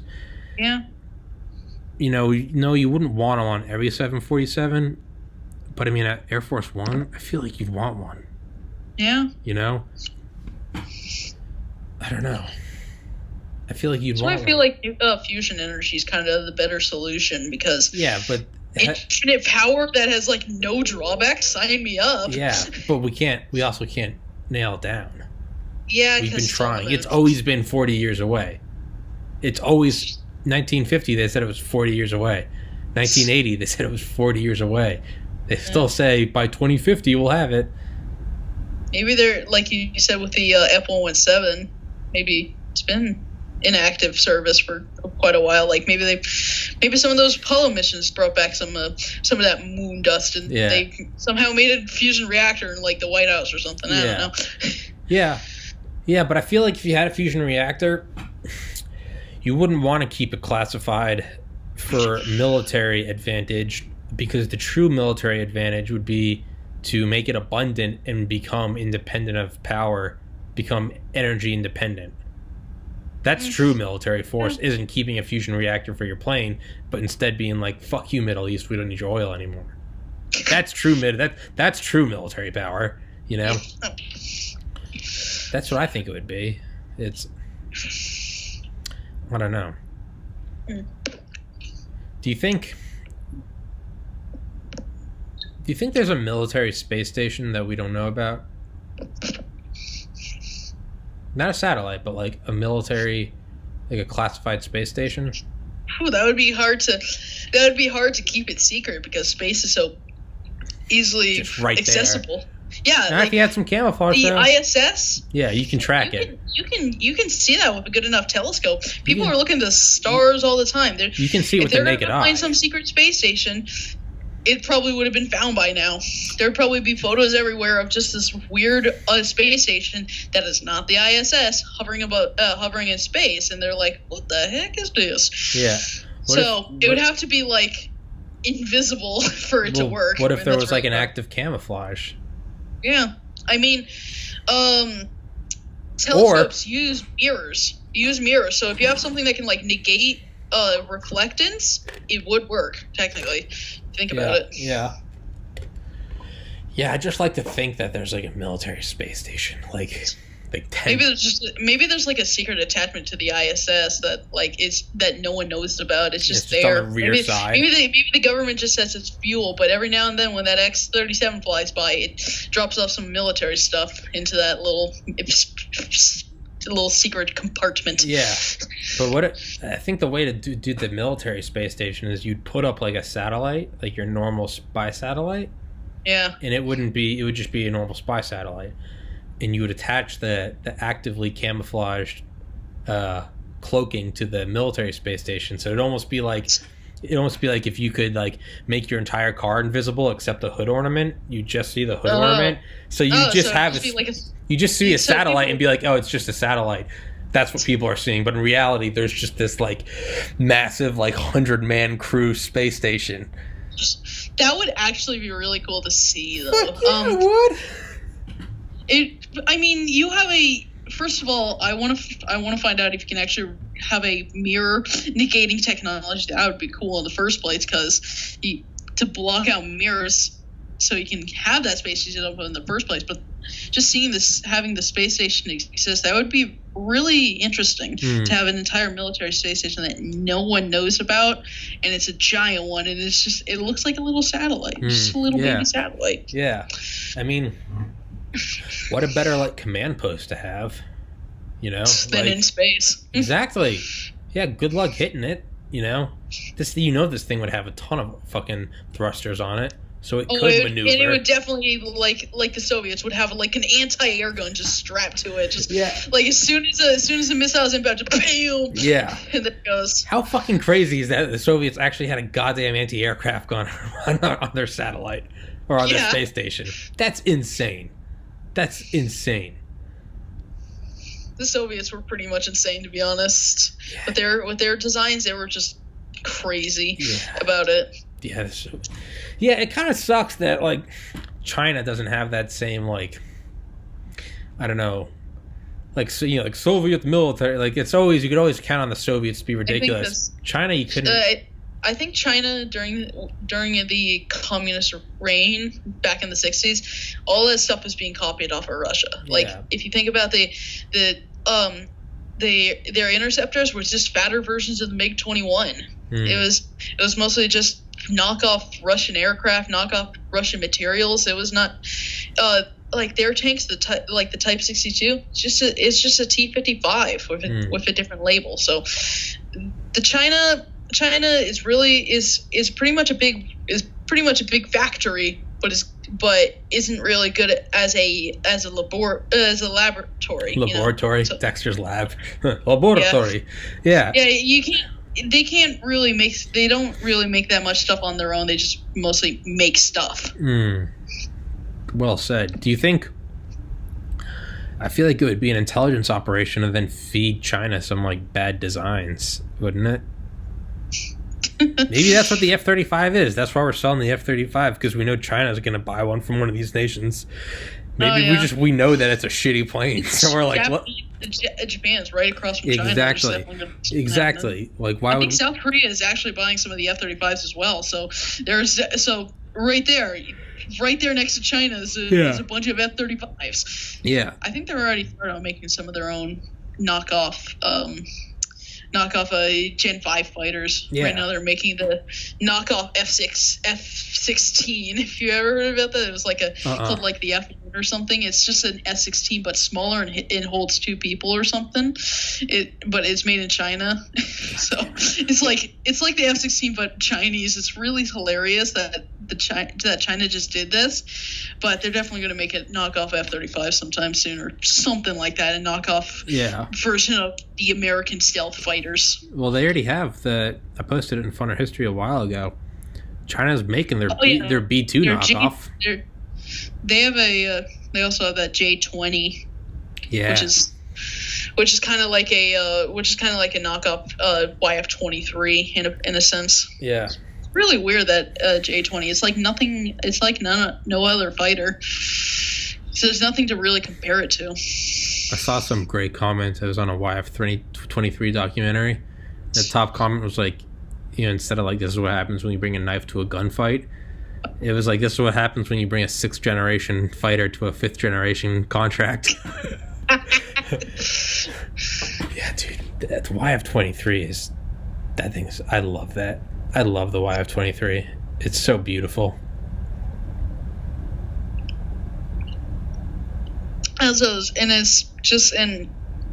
just like the F-22, but just kind of a better aircraft in itself. Yeah.